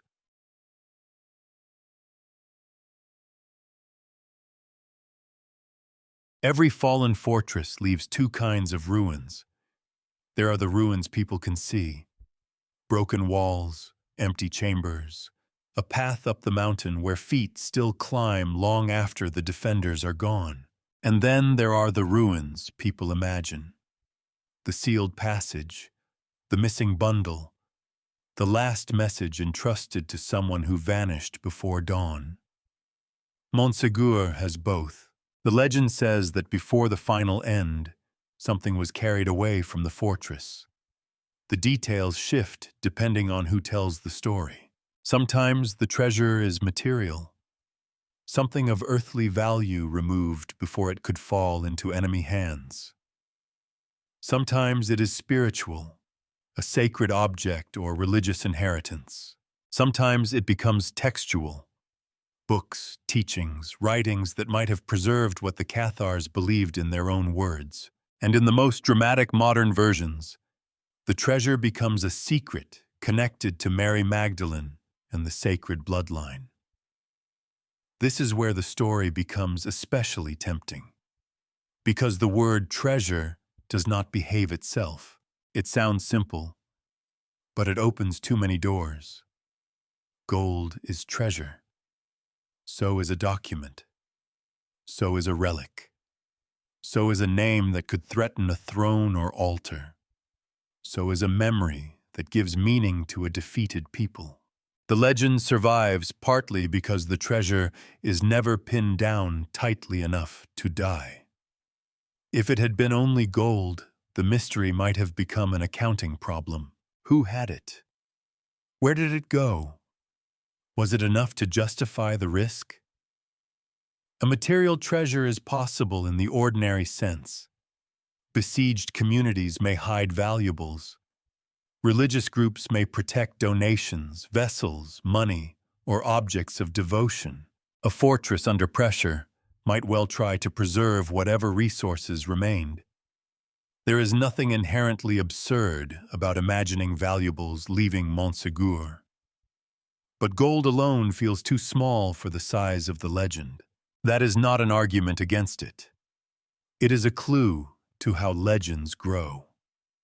The human imagination often refuses to let a dramatic death protect something ordinary. If people suffered, if a fortress fell, if fire marked the end of a persecuted faith, then surely what escaped must have been worthy of the scene.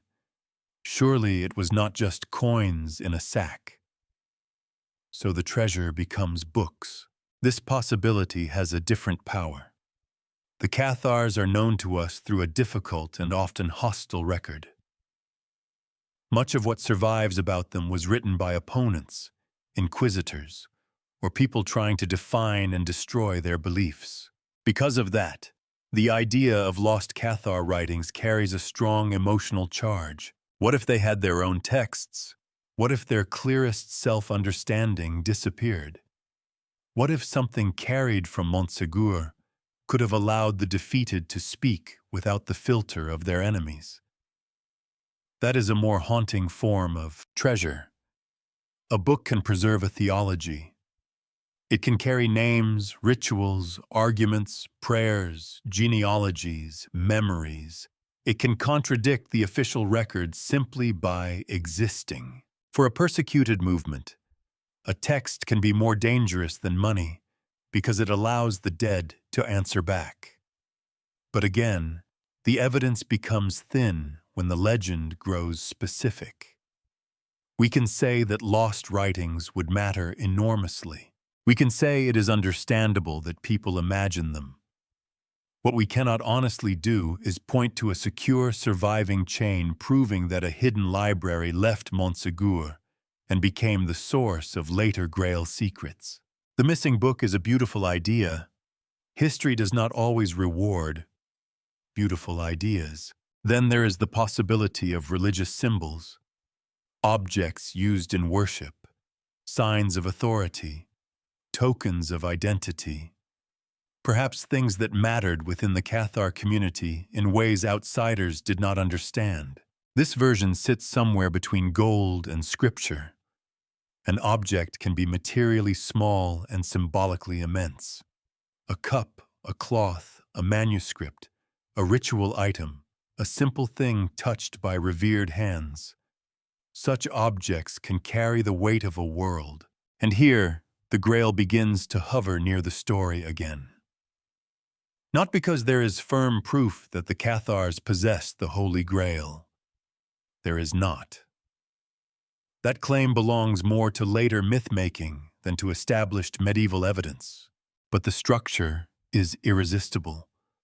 A persecuted spiritual people, a mountain refuge, a treasure smuggled out before destruction, and a long European obsession with a sacred object no one can finally locate. The pieces fit too well in the imagination.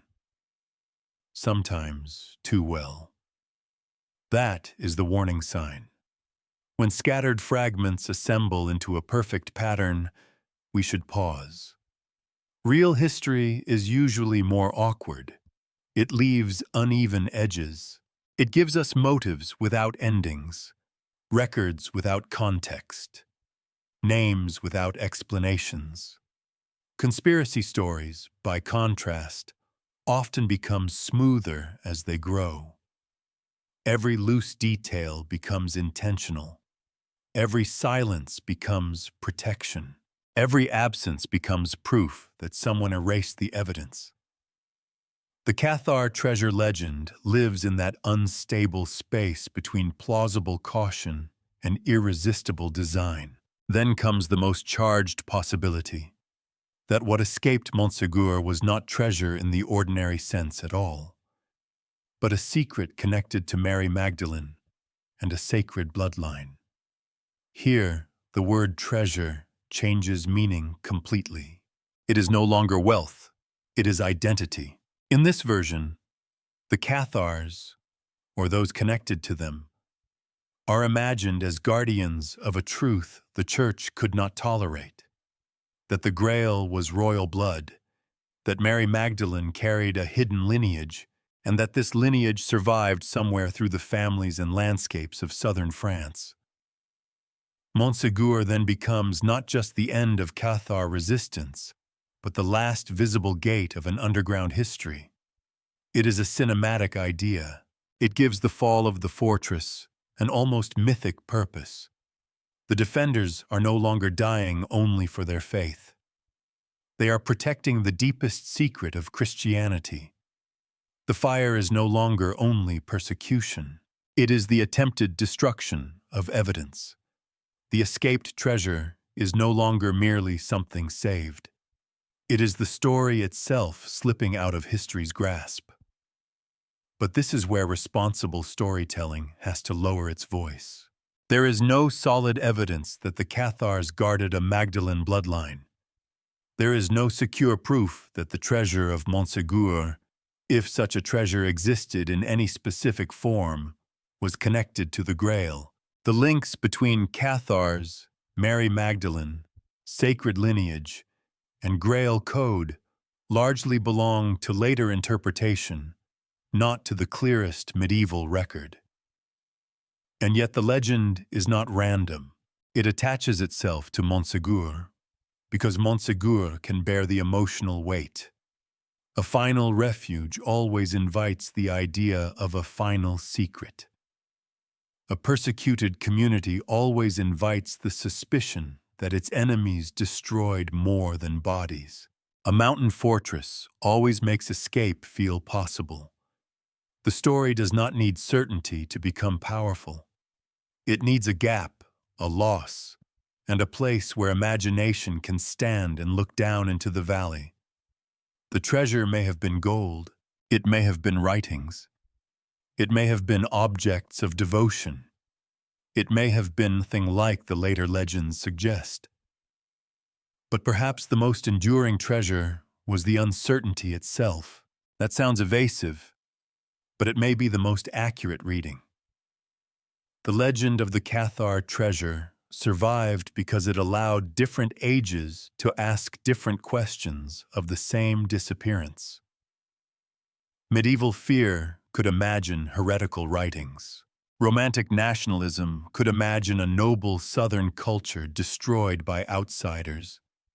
Esoteric writers could imagine hidden wisdom. Modern conspiracy could imagine bloodlines and codes. Each generation opened the same empty chest and found its own reflection inside. This does not mean nothing happened. Something may well have been carried away. Later accounts and traditions leave room for that possibility, but the transformation of that something into the Grail, into Mary Magdalene's secret, into the inheritance of a sacred bloodline. That is the work of later imagination moving beyond what the evidence can securely hold. Still, there is one final possibility worth considering. Maybe the treasure was not a thing, but a name. Not necessarily the name of a hidden descendant. More broadly, a name can mean memory, identity, testimony, the refusal to let the defeated be described only by their destroyers. For a persecuted people, to preserve a name is to preserve a claim. We existed. We believed. We were more than the accusation written against us. That kind of treasure cannot be melted down. It cannot be displayed in a museum case. It survives by troubling the official story. And perhaps that is why Montségur still feels unfinished. The fortress fell. The Cathar world was broken. The supposed treasure, if it existed, disappeared into uncertainty. But the question it left behind remained dangerously alive.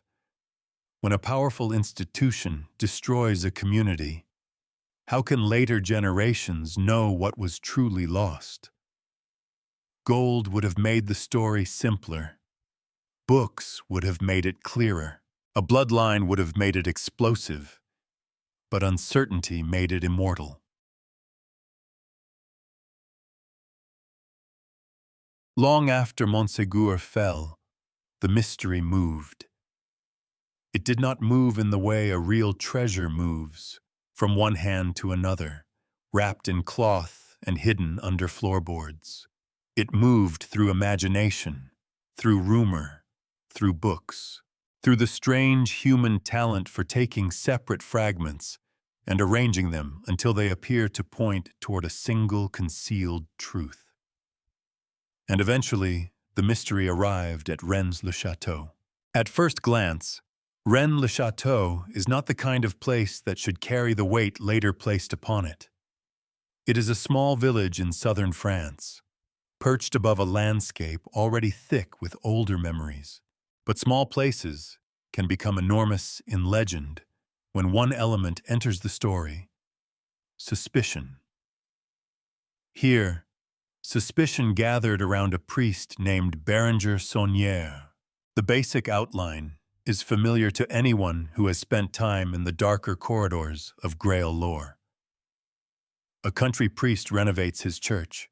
Stories emerge about sudden wealth, strange decorations, hidden parchments, coded messages, and clues embedded in stone, paint, and Latin phrases. Before long, the village becomes less a village than a puzzle box. Every statue seems to lean toward a secret. Every inscription seems chosen for more than devotion. Every irregularity becomes deliberate. This is the fever of codes. It begins with a small discomfort. Something does not quite add up. A priest appears wealthier than expected. A church contains imagery that feels unusual or provocative. Documents are rumored to exist. A place already connected, however loosely, to the haunted geography of Languedoc, is suddenly treated as if it were built over a buried answer. Then the mind begins its work. A symbol becomes a message.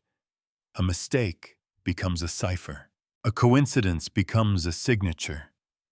And once that habit takes hold, it is almost impossible to stop, because each discovered pattern rewards the searcher. The world starts to feel responsive. It seems to whisper back. Rennes-le-Château became powerful not because it provided firm proof for the Grail bloodline theory, but because it gave the theory a stage. That distinction matters.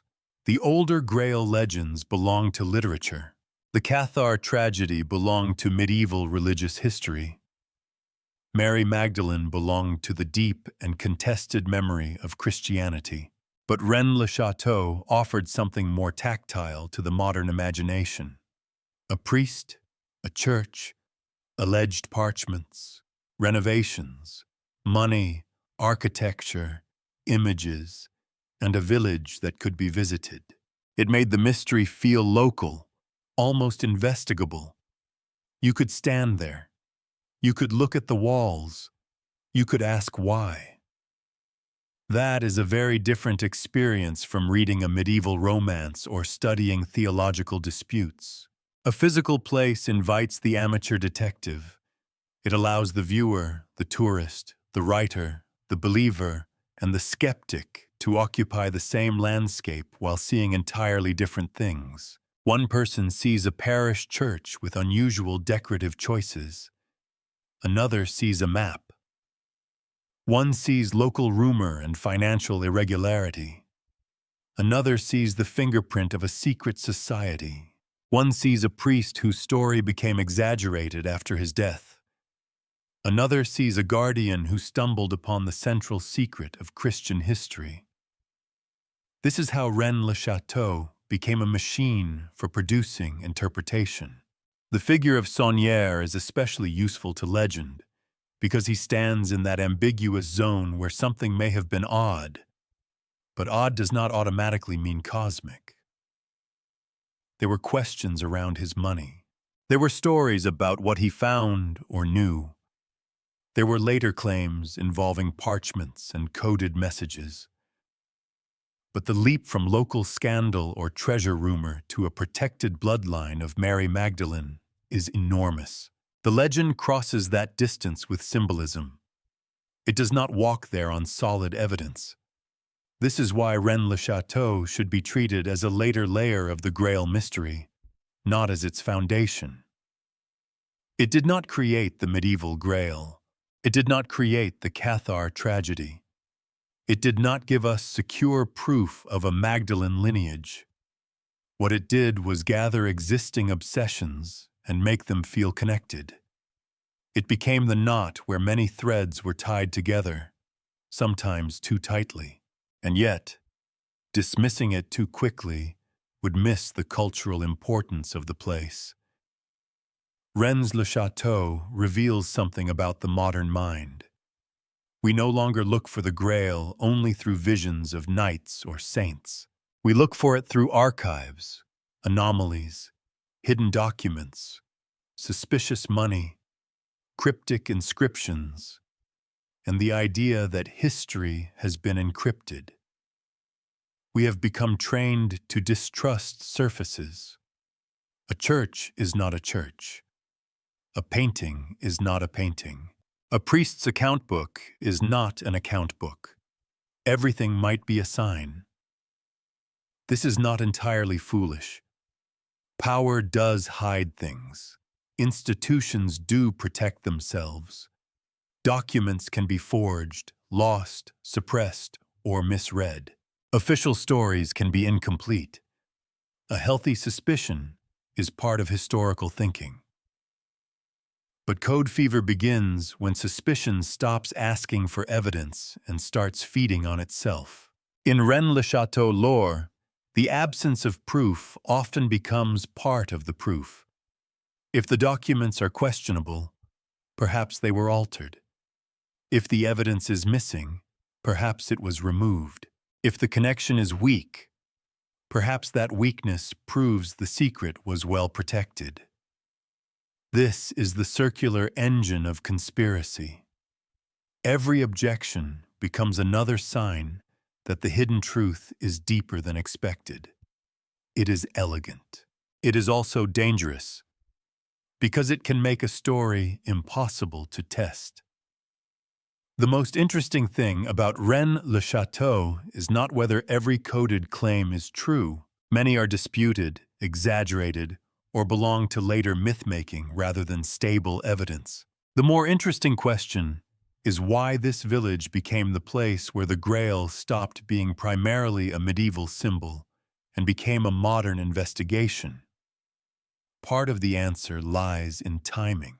By the time Rennes-le-Château entered popular imagination, audiences were ready for mysteries that blended history, religion, architecture, and conspiracy. The world had become more secular in some ways, but not less hungry for the sacred. People might no longer accept church authority without question, yet they still wanted contact with hidden meaning. The Grail, stripped of some of its medieval theology, could become a puzzle for modern seekers. A priest with mysterious wealth was perfect for this world. He belonged to the church, but his story could be used against official religion. He handled sacred space, but the legend suggested he may have uncovered something the institution could not safely reveal. He was ordinary enough to be believable and mysterious enough to be enlarged. That is a rare combination. The alleged parchments, whether viewed as clues, inventions, or artifacts of later storytelling, served a similar purpose. A parchment feels authoritative. It smells of archives and age, even when its history is uncertain. Place a coded message on old paper, connect it to a priest and a church in southern France, and the imagination does the rest. It begins looking backward to the Cathars, sideways to Mary Magdalene, upward to the Grail, and downward into the possibility of hidden tombs, buried treasure, or secret genealogies. But a responsible telling has to keep separating atmosphere from evidence. Rennes-le-Château is atmospheric. It is suggestive. It is undeniably important to the modern Grail myth. But suggestive is not the same as proven. The village matters because it shows how myths are updated. The medieval quest required a worthy knight. The modern quest requires an interpreter, someone who can read signs, compare symbols, distrust official explanations, and follow clues through a landscape where everything might mean more than it says. That is the real transformation.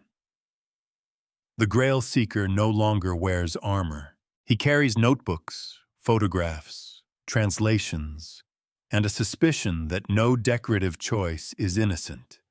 In a way, Rennes-le-Château turned the audience into the night. It invited ordinary people to believe they could enter the quest themselves, not through purity of soul, but through cleverness, persistence, and the ability to notice what others had missed. That invitation is intoxicating. It gives the viewer a role. It says, the secret is not merely out there. It is waiting for someone like you to recognize the pattern. Perhaps that is why the fever spread so easily. Not because Rennes-le-Château solved the Grail mystery, but because it taught people how to look. After Rennes-le-Château, southern France was no longer just the land of Cathar tragedy. It became a coded landscape, a place where ruined castles, parish churches, old legends, village names, saints, inscriptions, and rumors could all be made to participate in a single hidden design. The danger, of course, is that when everything becomes a clue, nothing is allowed to simply be itself.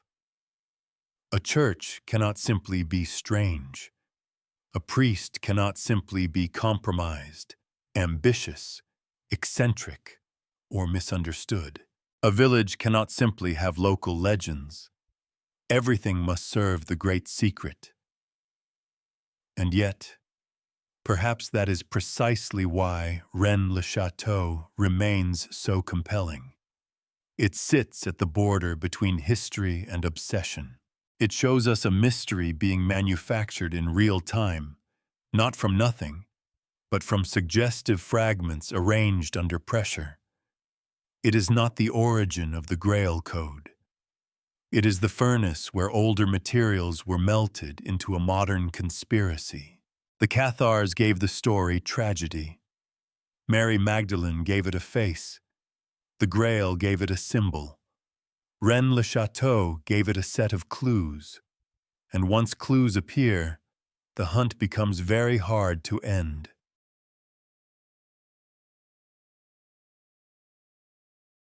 The Grail did not become a bloodline mystery because one piece of evidence suddenly appeared and forced history to change its mind. It happened more slowly than that. A medieval symbol was taken from literature. A woman from early Christian memory was surrounded by questions. A persecuted religious movement in southern France was given the role of guardian. A ruined fortress became the scene of a final escape. A village priest became the keeper of possible codes. And then, across time, these separate elements were stitched together until they began to look less like fragments and more like a single hidden design. This is how a conspiracy structure is built. Not always from lies. That would be too easy to dismiss. The strongest conspiratorial myths often begin with real things. Real texts, real places, real persecutions, real gaps in the record, real institutional power, real mistakes in official memory. Their force comes from the way they arrange those things. They turn resemblance into relationship. They turn proximity into intention. They turn silence into concealment. The Arthurian Grail, by itself, belonged to romance and spiritual symbolism. Mary Magdalene, by herself, belonged to Christian memory and centuries of interpretation. The Cathars, by themselves, belonged to the history of medieval dissent and persecution. Rennes-le-Château, by itself, belonged to a much later world of rumors, money, church decoration, alleged parchments, and treasure fever. Southern France by itself was a complex region with its own politics, culture, and religious tensions. But together, they became something far more seductive: a map. And maps are dangerous things in mysteries. A map makes scattered points feel as though they were always meant to be connected. Once a viewer sees the line drawn between Montségur and Rennes-le-Château, between the Grail and Magdalene, between Cathar treasure and sacred blood, it becomes difficult to unsee it. The mind likes completion. It is uncomfortable with loose threads. It prefers a pattern, even a fragile one, over a pile of unresolved facts. This does not mean people who believe such theories are foolish. Often, they are responding to something real, the sense that history is not neutral, that institutions do shape memory, that women have been reduced, that defeated communities are often known through hostile records, that official explanations sometimes arrive with their collars a little too clean. Those instincts can be healthy. The problem begins when instinct hardens into certainty before the evidence catches up. The sacred bloodline theory offers a grand unifying answer. It says the Grail was not merely a mystical object, but a coded reference to royal blood. It says Mary Magdalene was not merely an important witness, but the bearer of a hidden lineage. It says the Cathars were not merely religious dissidents, but protectors of that lineage or its secret. It says Rennes-le-Château did not merely become wrapped in local rumor, but contained clues pointing back to the same buried truth. Each claim leans on the next. That is both the strength and weakness of the structure. If one piece feels uncertain, another seems to support it. If the evidence for the bloodline is weak, the mystery of Magdalene's memory gives it emotional force. If the Magdalene claim is speculative, the Cathar persecution gives it drama. If the Cathar connection is unclear, Rennes-le-Château provides codes and scenery. If the codes are disputed, the lack of proof can be explained as suppression. The structure protects itself. This is why conspiratorial narratives can be so resilient. They are not merely collections of claims. They are systems of interpretation. Once inside the system, every fact is assigned a role. Agreement confirms the theory. Disagreement suggests a cover-up.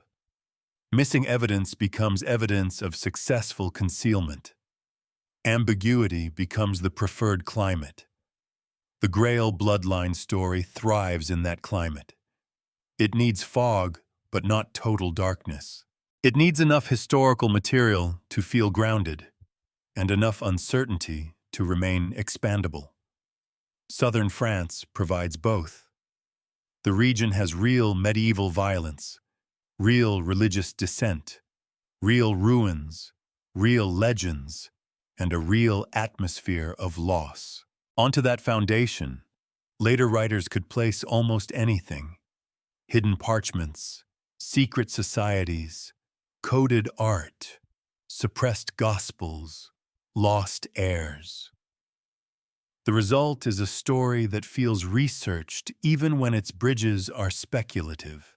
That is a subtle danger.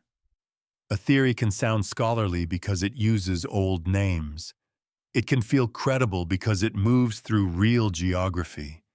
It can borrow seriousness from tragedy. It can use the suffering of the Cathars, the symbolic power of Mary Magdalene, and the medieval beauty of the Grail to make a modern construction appear ancient.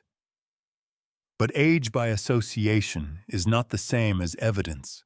This does not mean the entire story should be thrown away as nonsense. That reaction is too easy and a little lazy. The more interesting task is to ask why these particular pieces were so eager to join. Why did the Grail need Mary Magdalene? Because the Grail had always represented something missing, and Mary Magdalene had become a figure people felt was missing from the center of Christian memory. Why did Mary Magdalene need southern France? Because later legend needed a landscape where she could be imagined outside the control of the official story, a place distant enough, romantic enough, and spiritually contested enough to hold her afterlife. Why did the Cathars need the Grail? Because their persecution created the perfect narrative of a secret guarded by the defeated and feared by the powerful. Why did Rennes-le-Château need them all? Because a local mystery becomes much larger when it can be tied to older wounds. In that sense, the conspiracy did not simply invent connections. It answered narrative needs. Every element solved a problem for another element. The Grail needed embodiment, so it became blood. The bloodline needed a mother, so Magdalene moved to the center. Magdalene needed a refuge, so southern France opened its hills. The refuge needed guardians, so the Cathars were recruited. The guardians needed a final dramatic scene, so Montségur burned again in the imagination. The modern audience needed clues, so Rennes-le-Château supplied codes. The pattern is elegant, too elegant, perhaps. Real history usually resists that level of symmetry. It is full of accidents, contradictions, boring explanations, local motives, confused records, and people who do not know they are supposed to be part of a grand design. Conspiracy stories smooth those rough places. They give every fragment a job. They make the past behave like a novel, and that is why they are so satisfying. A conspiracy offers the comfort of hidden order. It says the chaos of history is not chaos at all. It is a pattern seen from too close. Step back, connect the lines, and the secret appears. But sometimes the lines are ours. That may be the most important insight in the Grail bloodline mystery. The less direct evidence there is, the easier symbolic gaps become to fill. A missing document can contain anything. An unexplained fortune can be tied to any secret. A misunderstood woman can become the bearer of any suppressed truth. A persecuted sect can be made guardian of any forbidden knowledge. A ruined fortress can protect any treasure the present wants to imagine. The empty spaces are not empty to us. We fill them with the questions we bring. Modern culture is especially drawn to this kind of story because it allows skepticism and enchantment to live together. It lets the viewer distrust institutions while still believing in a hidden sacred order. It offers the thrill of rebellion without abandoning the hunger for meaning. It says, the official world is false, but beneath it there is a truer world waiting to be decoded. That is a powerful promise. It is also one that should make us cautious, because not every hidden pattern is a suppressed truth. Sometimes it is a beautiful arrangement of longing. Sometimes it is a protest against real historical imbalance, expressed through claims the evidence cannot support. Sometimes the conspiracy is less a window into the medieval past than a mirror of the modern imagination.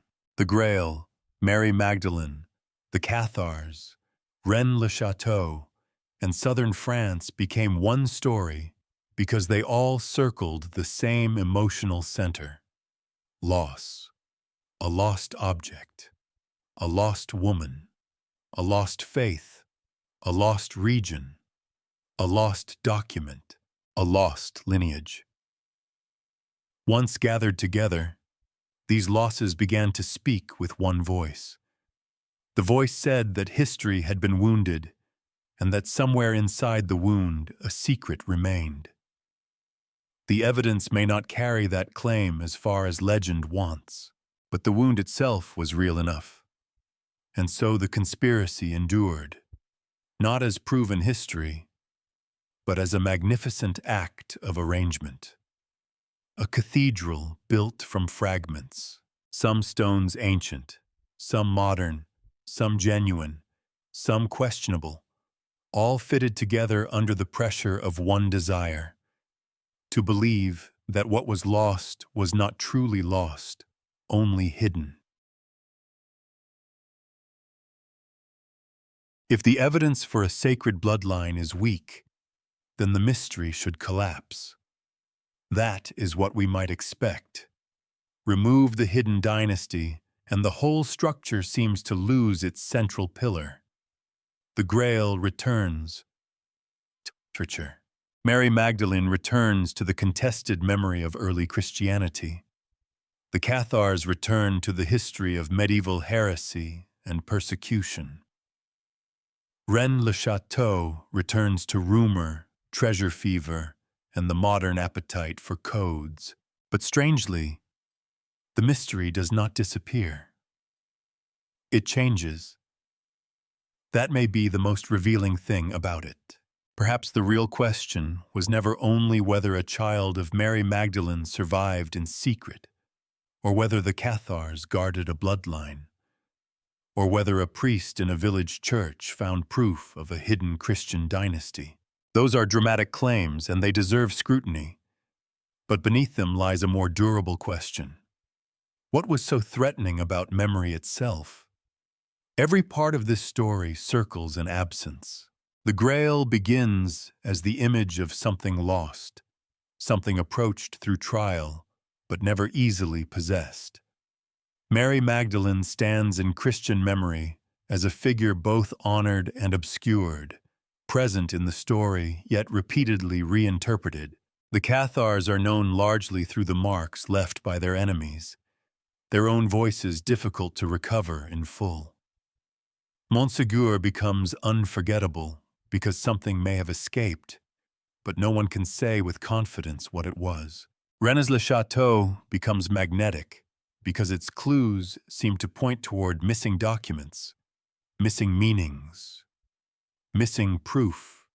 The bloodline theory gathers these absences and gives them a single body.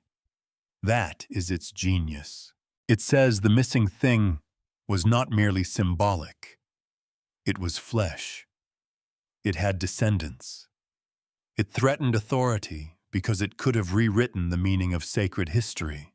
As a story, this is powerful because it turns every silence into protection and every gap into danger. But perhaps the truth, or at least the more responsible truth, is less cinematic and more unsettling. Maybe what was being protected was not a secret heir. Maybe it was the memory of alternatives. That word matters. Alternatives do not have to be perfect to be dangerous. They do not even have to be fully coherent. A suppressed tradition, an inconvenient witness, a rival interpretation, a community that refuses official categories, all of these can disturb power. They remind people that the present order was not inevitable. Someone believed differently. Someone remembered differently. Someone prayed, taught, loved, or died outside the approved shape of the story.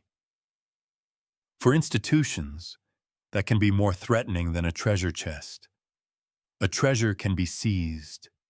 A doctrine can be condemned. A body can be burned. But an alternative memory is harder to kill because it can survive in fragments, in local legend, in mistrust, in the discomfort people feel when an official explanation seems too smooth. The Cathars did not need to possess the Grail for their destruction to become meaningful. Their very existence raised questions about spiritual authority, purity, and the right to define truth. Mary Magdalene did not need to be the mother of a hidden dynasty for her later treatment to reveal anxieties about women, authority, and sacred memory. The Grail did not need to be a code for blood to become a symbol of what history cannot fully recover. This is where the mystery becomes more serious. It stops being a hunt for one explosive fact and becomes an investigation into how power manages remembrance. Power does not only rule by command, it rules by arranging what is normal. It decides which stories are repeated, which are corrected, which are mocked, which are placed in footnotes, and which are made dangerous to ask about. Sometimes this is deliberate. Sometimes it is more subtle, the result of habits passed down until no one remembers who first made the choice. That is why the Grail bloodline myth remains compelling, even when its evidence is fragile. It expresses a suspicion many people already carry, that the past we inherit has been edited, not necessarily by one secret council in a hidden chamber. That version is satisfying, but too theatrical. More often, memory is edited through sermons, chronicles, laws, translation choices, artistic conventions, accusations, silences, and the survival of some documents while others vanish. The archive is not a neutral place. It is a battlefield after the battle has ended. The defeated do not get equal shelf space. This matters deeply for the Cathars. Their world was not merely debated, it was pursued and dismantled. When a movement is destroyed, later generations inherit a record shaped by the destroyers. The result is not pure darkness, but distorted light. We can see outlines. We can reconstruct beliefs. We can hear traces, but we rarely hear the lost community with the fullness it might have given itself. That incompleteness becomes the seed of legend. People look at the silence and feel that something has been stolen. They may be right in a broad sense, even if they are wrong in the details. The same is true of Mary Magdalene. The modern desire to make her the center of a secret bloodline may outrun the evidence, but the desire itself points toward a real unease. That female authority in sacred history has often been narrowed, moralized, softened, or made dependent on male structures of recognition. The legend may be historically unsupported in its strongest claims, but it is emotionally precise about a wound. It senses that someone important was not fully heard. That does not prove marriage, children, or dynasty. It does suggest why people imagined them. A bloodline is one way to make erasure impossible. If a woman's testimony can be minimized, perhaps her descendants cannot. If her voice is softened by tradition, perhaps her body becomes history's evidence. The myth turns symbolic restoration into biological survival. It is a drastic solution to a real problem. How do you recover a figure whose memory has been repeatedly reshaped? The answer, historically, cannot be invention. But narratively, invention is often what appears. This is why what was really being protected may not have one answer. The question itself changes depending on who asks it.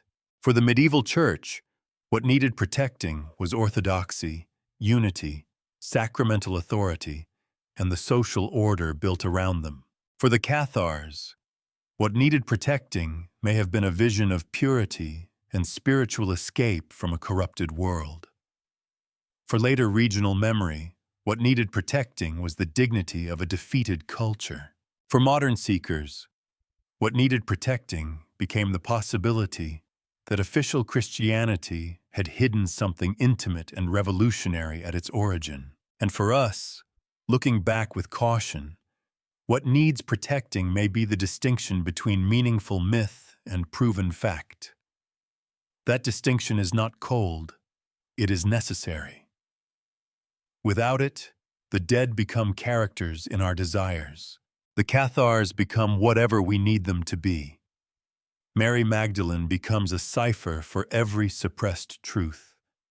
The Grail becomes a container into which any theory can be poured, and history, instead of being rescued from distortion, is distorted again in the opposite direction. A responsible mystery does not fill every gap. It teaches us to notice the gap without pretending we own it. So perhaps the Grail Code, if we can use that phrase carefully, was never a single message hidden in blood. Perhaps it was the pattern left behind whenever power and memory collide. The code was in the way a literary symbol became a historical suspicion, in the way a woman became a secret because her remembered role felt unfinished, in the way a destroyed religious movement became a vault for every lost possibility, in the way a region scarred by persecution became a landscape where people could imagine that truth had gone underground. What was protected then? Maybe not a royal child, maybe not a chalice, maybe not a parchment capable of overturning the world. Maybe what survived was more fragile, the refusal to believe that the official ending was the whole ending. That refusal can be reckless. It can create fantasies. It can seduce people into seeing codes where there are only cracks in the wall. But it can also keep alive an important moral instinct, the suspicion that the defeated deserve to be heard again, even when their enemies wrote most of the surviving record. In the end, the greatest treasure of Montségur may not be what escaped before the flames. It may be the question the flames failed to destroy. When memory is burned, who gets to say what was lost?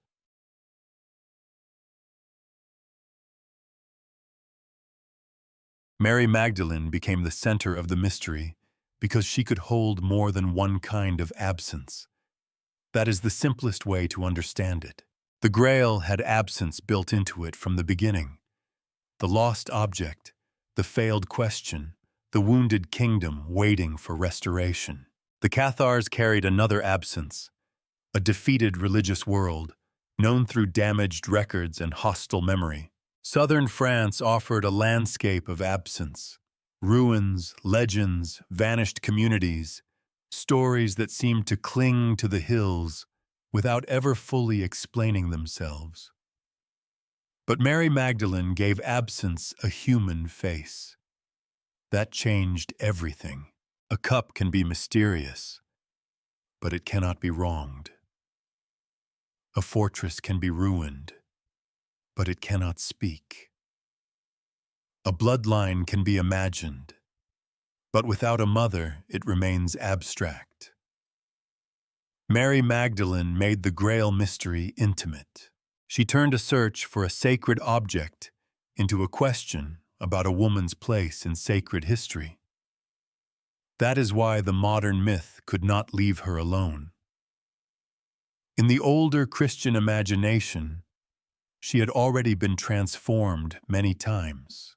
She was remembered, honored, preached about, painted, moralized, and reinterpreted. She was not erased in the simple sense. That is important. She remained visible. But visibility is not the same as clarity. A figure can be constantly shown and still not be fully understood. In fact, that may be the more subtle form of distortion. To be forgotten is one fate. To be remembered incorrectly or too narrowly is another. Mary Magdalene's later image often carried a burden of repentance and sensuality that shaped how generations saw her. That image became familiar, even beautiful in art, but it also narrowed her. It made her useful as a lesson. She became a figure through whom audiences could think about sin, tears, devotion, and redemption. Those themes are not meaningless, but they are not the whole of her importance. Modern audiences began to notice the gap. They looked at her presence near the foundations of Christian memory and wondered why her authority had not been treated more centrally. They looked at the long pattern of male leadership and male interpretation, and Mary Magdalene seemed to stand as a witness from the beginning who had been made safer by tradition. Not removed, exactly. Reframed. This is where the idea of the sacred feminine enters the story. It is not a single ancient doctrine hidden intact beneath the floor of a church. It is more often a modern language for an old imbalance. People use it to name what they feel has been missing from religious history. The feminine as authority, wisdom, embodiment, compassion, earth, blood, birth, intuition, and spiritual presence outside purely male structures of power. That language can become vague if used carelessly, but its emotional force is easy to understand. Mary Magdalene became the symbol of a missing balance. She seemed to represent a Christianity that might have remembered women differently, a tradition in which holiness was not separated from the body so sharply, a sacred story where intimacy did not automatically threaten authority, a past in which the witness of a woman was not pushed to the edge after serving its purpose. Whether that imagined past ever existed in the form modern myth desires is another question. The evidence does not allow us to turn longing into fact, but longing itself is part of the historical record of myth. The bloodline theory gave this longing a dramatic shape. It did not merely say Mary Magdalene was misunderstood. It said she was central. It did not merely say her memory had been distorted. It said her body carried the secret history of Christianity forward. It did not merely restore her voice. It made her the mother of a hidden future. That is why the idea remains so powerful, even when treated cautiously. It reverses the hierarchy. The woman at the margins becomes the key. The institution that claimed to guard truth becomes the force that feared her. The Grail, once approached by knights seeking purity, becomes linked to a woman whose very memory challenges what purity has been made to mean. This reversal is emotionally satisfying. It gives the story moral electricity. It tells viewers that the overlooked figure was not secondary at all. She was the door everyone had walked past. But we should be honest about the danger in that satisfaction. There is a risk that Mary Magdalene becomes useful all over again. Not to old sermons this time, but to modern myth. Instead of being reduced to the penitent sinner, she is inflated into the universal secret. Instead of being made too small, she is made almost impossibly large. Either way, the actual woman disappears behind what later generations need her to represent. That is a hard truth for any mystery built around her. To restore someone is not the same as turning her into a symbol for everything. Still, symbols matter, and Mary Magdalene's symbolic power is not an accident. She stands at the intersection of several deep tensions: history and devotion, body and spirit, women and authority, memory and interpretation, evidence and desire. Few figures can carry all of that without collapsing under the weight. She can, because her remembered life is both important and incomplete. That incompleteness is the open door. The modern mystery steps through it and finds not only a possible bloodline, but a whole alternative imagination of Christianity, one in which the feminine was not merely honored from a distance, but allowed to define sacred authority, one in which suppressed teachings, lost relationships, and hidden continuities might explain the discomfort many people feel with the official shape of the past. Again, might is the important word. The strongest claims remain speculative. We do not need to pretend otherwise. There is no firm historical basis for saying Mary Magdalene was the mother of a secret dynasty preserved by the Cathars. There is no secure proof that the Grail romances encoded her body or her descendants. The links are later, layered, and often built from symbolic association rather than direct evidence. But myths survive by answering questions that facts alone do not settle. Mary Magdalene became the center because she answered the emotional question beneath the Grail mystery. What if the thing history lost was not an object, but a person?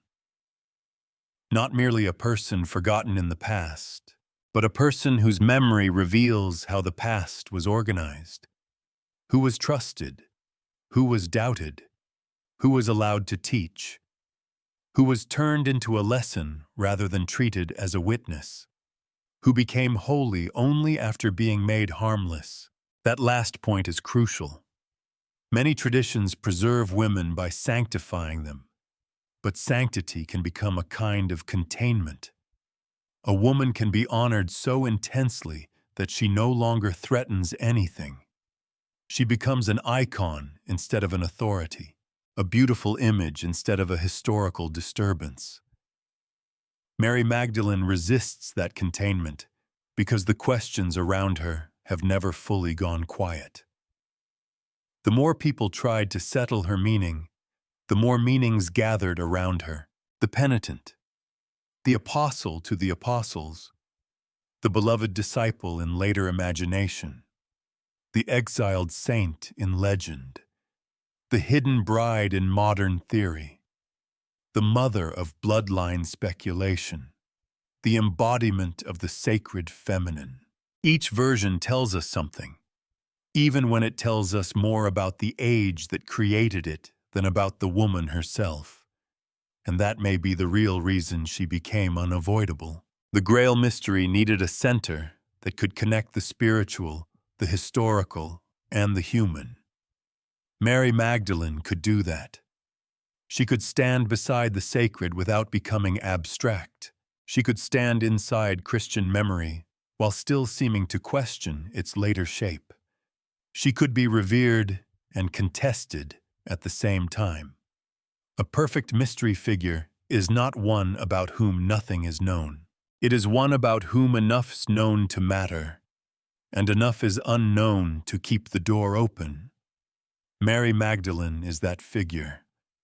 So when later writers looked at the Grail and saw not a cup but blood, they needed her.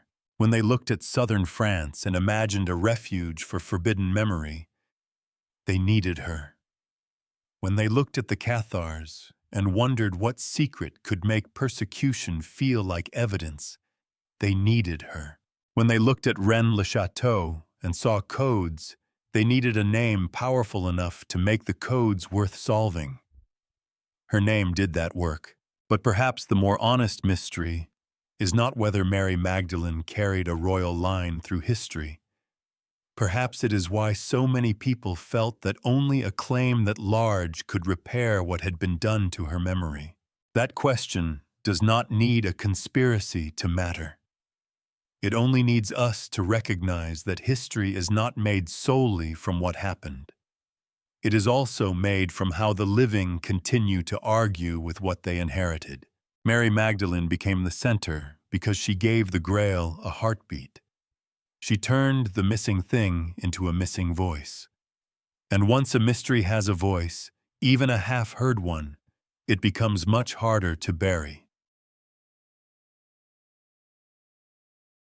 At some point, every powerful myth has to face the evidence. Not the mood of the story, not the beauty of the pattern, not the feeling that the pieces belong together. Evidence. And here, the Grail bloodline begins to weaken. The links between the medieval Grail, Mary Magdalene, the Cathars, Montségur, and Rennes-le-Château are not strong enough to support the weight later legend places upon them. They are evocative links, symbolic links, sometimes clever links, sometimes emotionally persuasive links. But they are not the same as clear medieval proof. That distinction may seem severe, but it is what keeps the story honest. The Grail did not begin as a coded genealogy. It began in literary romance, in stories of spiritual testing, wounded kingship, and sacred mystery. Mary Magdalene did not enter the historical record as the known mother of a hidden dynasty. She entered Christian memory as an important and contested figure whose later image changed across centuries. The Cathars were not securely documented as guardians of a Magdalene bloodline. They were a persecuted religious movement whose beliefs deeply troubled the official church. Rennes-le-Château did not reveal a stable key that unlocks the whole mystery. It became, much later, a place where rumor and interpretation gathered into the appearance of code. The pieces are real. The grand mechanism built from them is far less secure. This is where many tellings of the story make a mistake. They think dismantling the bloodline theory means killing the mystery, as though the only two options are belief or mockery. Either the Grail was royal blood protected through centuries, or the whole thing was a foolish fantasy unworthy of attention. But history is rarely so generous as to give us only two doors. The bloodline theory may fail as proof while still succeeding as myth. It may tell us very little about an actual hidden family, and a great deal about the people who needed such a family to exist. It may not reveal a secret dynasty, but it reveals a pattern of desire, the longing to believe that official history has not won completely. That longing deserves to be studied, not indulged without question, not dismissed with a smirk. Studied, because myths do not survive for no reason. They survive when they touch something unresolved. The Grail bloodline story touched several unresolved things at once. The uncertain memory of Mary Magdalene, the destruction of the Cathars, the spiritual hunger left behind by institutional distrust, the romance of southern France, and the modern suspicion that power always hides its most important crimes in plain sight. These are not small themes. They are why the myth endured even after skeptics pulled at its threads. The code was never truly in the blood. It was in the arrangement. It was in the way later storytellers connected wounds across time and made them speak to one another. A literary absence was joined to a historical absence. A misunderstood woman was joined to a persecuted faith. A mountain ruin was joined to a village mystery. The result felt like revelation because each fragment already carried emotional force. But the force came from memory, not genealogy. This is important because bloodline myths are seductive in a very particular way. They promise that truth can survive biologically, that legitimacy can be hidden in the body, that history can be overturned by dissent. They make identity into evidence. Somewhere, the myth suggests, there may be a person whose very existence would prove that the official story was incomplete. That is thrilling. It is also risky. Bloodline stories can reduce complex history to inheritance. They can make truth depend on ancestry, as though the sacred moves through family trees more reliably than through testimony, courage, thought, or memory. They can turn Mary Magdalene's significance into a biological function, as if her importance must come from bearing a line rather than from what her presence already reveals. That is not restoration. It is another form of narrowing. If Mary Magdalene matters only because she might have carried royal blood, then we have not freed her from symbolic use. We have simply changed the symbol. We have moved her from penitent to mother of a secret dynasty, but still made her value depend on the role later imagination assigns her. The more radical possibility is that she matters without the bloodline. She matters because her memory shows how a woman can be central and marginal at the same time. She matters because the struggle over her meaning exposes deeper tensions in Christian history and modern spirituality. She matters because people keep returning to her not only for scandal, but for repair. The Cathars, too, matter without the Grail. Their destruction does not need to conceal a sacred bloodline to be historically tragic. Their world was crushed because their beliefs, networks, and social presence challenged an institution that could not tolerate them. That is already enough. Turning them into guardians of a secret may make the story more cinematic, but it can also obscure the real reasons they were feared. Sometimes myth enlarges the dead. Sometimes it steals their actual story. That is the tension we have to hold. The Cathars were not simply props in a future conspiracy. They were people with severe beliefs, disciplined leaders, supporters, families, protectors, contradictions, and vulnerabilities. Their persecution was not merely a stage effect before the revelation of the Grail. It was a real event in which power, theology, politics, and fear combined with devastating force. To say this is not to drain the atmosphere from Montségur. It is to give the place back its gravity. The same is true of Rennes-le-Château. Its power as a modern myth is undeniable, but the fever of codes tells us more about modern interpretation than medieval secrecy. We should not confuse the intensity of the search with the reliability of the clues. A pattern can be compelling and still be imposed. A symbol can feel intentional and still be accidental. A mystery can be culturally important without being literally true. This is where the Grail returns to its older form. Not as a cup, exactly, not as a bloodline, but as a measure of desire. In the medieval romances, the Grail tested the seeker. The modern Grail does the same, though in a different language. It tests how badly we want the past to resolve itself into a hidden answer. It tests whether we can tolerate uncertainty without filling it too quickly. It tests whether we can honor the wounded places of history without turning every wound into proof of a secret. That may be the hardest test of all, because uncertainty is uncomfortable. It leaves us with no dramatic revelation, no final document, no family tree glowing in the dark. It asks us to sit with fragments. It asks us to admit that some things were lost not because they were hidden perfectly, but because history is fragile, violent, selective, and often unfair. The legend of the Grail bloodline tries to heal that unfairness by giving the lost thing a secret path to survival. But perhaps the deeper truth is that not everything survives. Some voices were genuinely diminished. Some texts were genuinely lost. Some communities were genuinely broken. Some women were genuinely reframed by traditions that needed them to mean something safer. The task is not to invent a perfect counter-history, but to listen carefully to what remains and to name the distortions without creating new ones.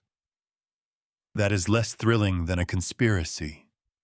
It is also more respectful. The Grail, Mary Magdalene, and the Cathars do not need to be fused into one hidden bloodline to matter. Each already matters. The Grail matters as a symbol of longing and spiritual incompletion. Mary Magdalene matters as a figure whose memory reveals the politics of interpretation. The Cathars matter as a community whose destruction shows how violently religious authority can defend its boundaries. Together, they do not prove a code in the blood. They reveal a code in the way humans tell stories after loss. We search for continuity because rupture frightens us. We imagine secret heirs because extinction feels unbearable. We imagine hidden books because silence feels unjust. We imagine conspiracies because randomness and neglect are harder to accept than deliberate concealment. A conspiracy means someone knew. History often means no one cared enough to preserve what mattered until it was too late. That is colder. Maybe that is why we prefer the bloodline. It allows the secret to survive. It allows the woman to win in the end. It allows the defeated faith to have protected something priceless. It allows the ruined fortress to become not a grave, but a doorway. But the code was never in the blood. It was in the longing to believe that memory can escape the fire. And sometimes, that longing is the only relic we truly have.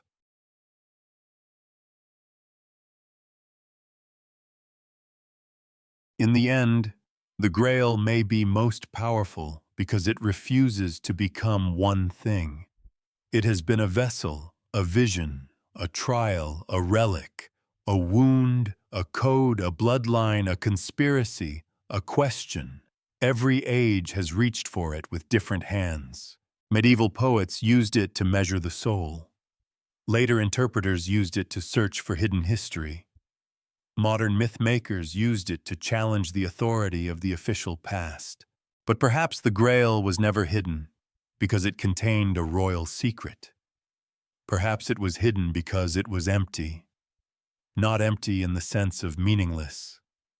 Empty in the sense that history left a space no evidence could fully close. A gap where the lost voices should have been. A hollow where certainty should have rested. A silence shaped like a cup. That is the darker conclusion.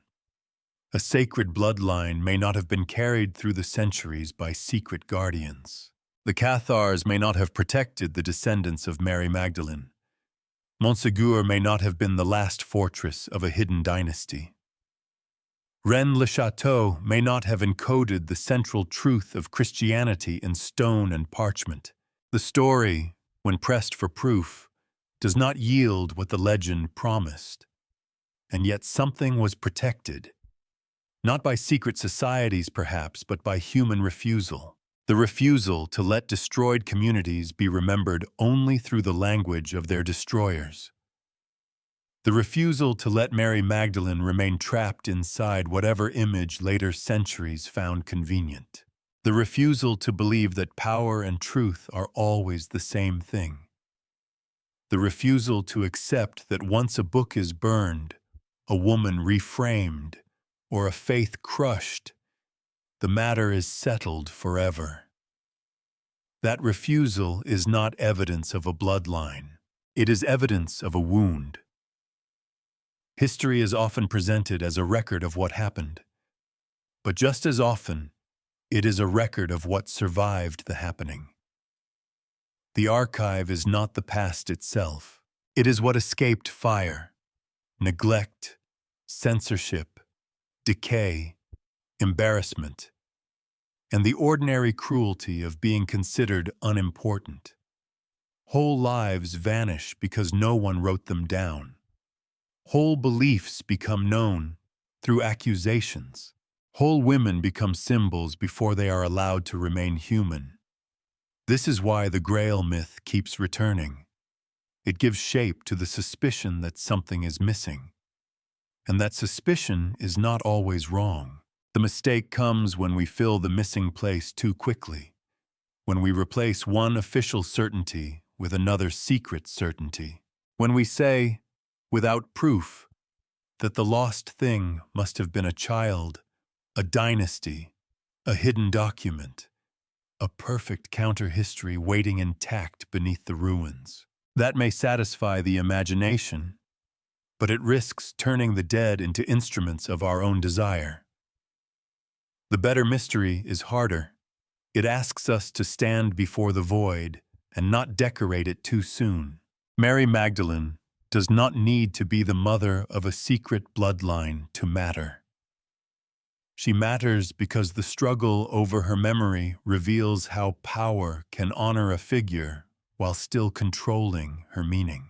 The Cathars do not need to be Grail guardians to matter. They matter because their destruction shows what happens when authority decides that spiritual difference is too dangerous to live. The Grail does not need to be royal blood to matter. It matters because it teaches us how deeply human beings long for the lost thing to have survived. That longing is the true relic. It has passed from poet to monk, from heretic to historian, from village rumor to modern screen. It has changed names, languages, costumes, and theories. But beneath all of it is the same ache, the belief that somewhere behind the damaged record, there may still be a more complete truth. Maybe there is not. What remains certain is that power has always decided which memories are preserved with gold leaf and which are left to burn. It decides which women are heard as witnesses and which are softened into symbols. It decides which faiths become tradition and which become danger. It decides which ruins are called heritage and which are left as warnings. So perhaps the Grail is not a chalice, not a bloodline, not a code. It is the void history leaves behind when the answers are gone but the questions refuse to die. And in that void, we do not find proof of every legend. We find something more uncomfortable. Ourselves, still searching, still suspicious, still hoping that what was lost might not be entirely beyond reach. The last fire at Montségur has gone out, but the hunger it left behind is still burning.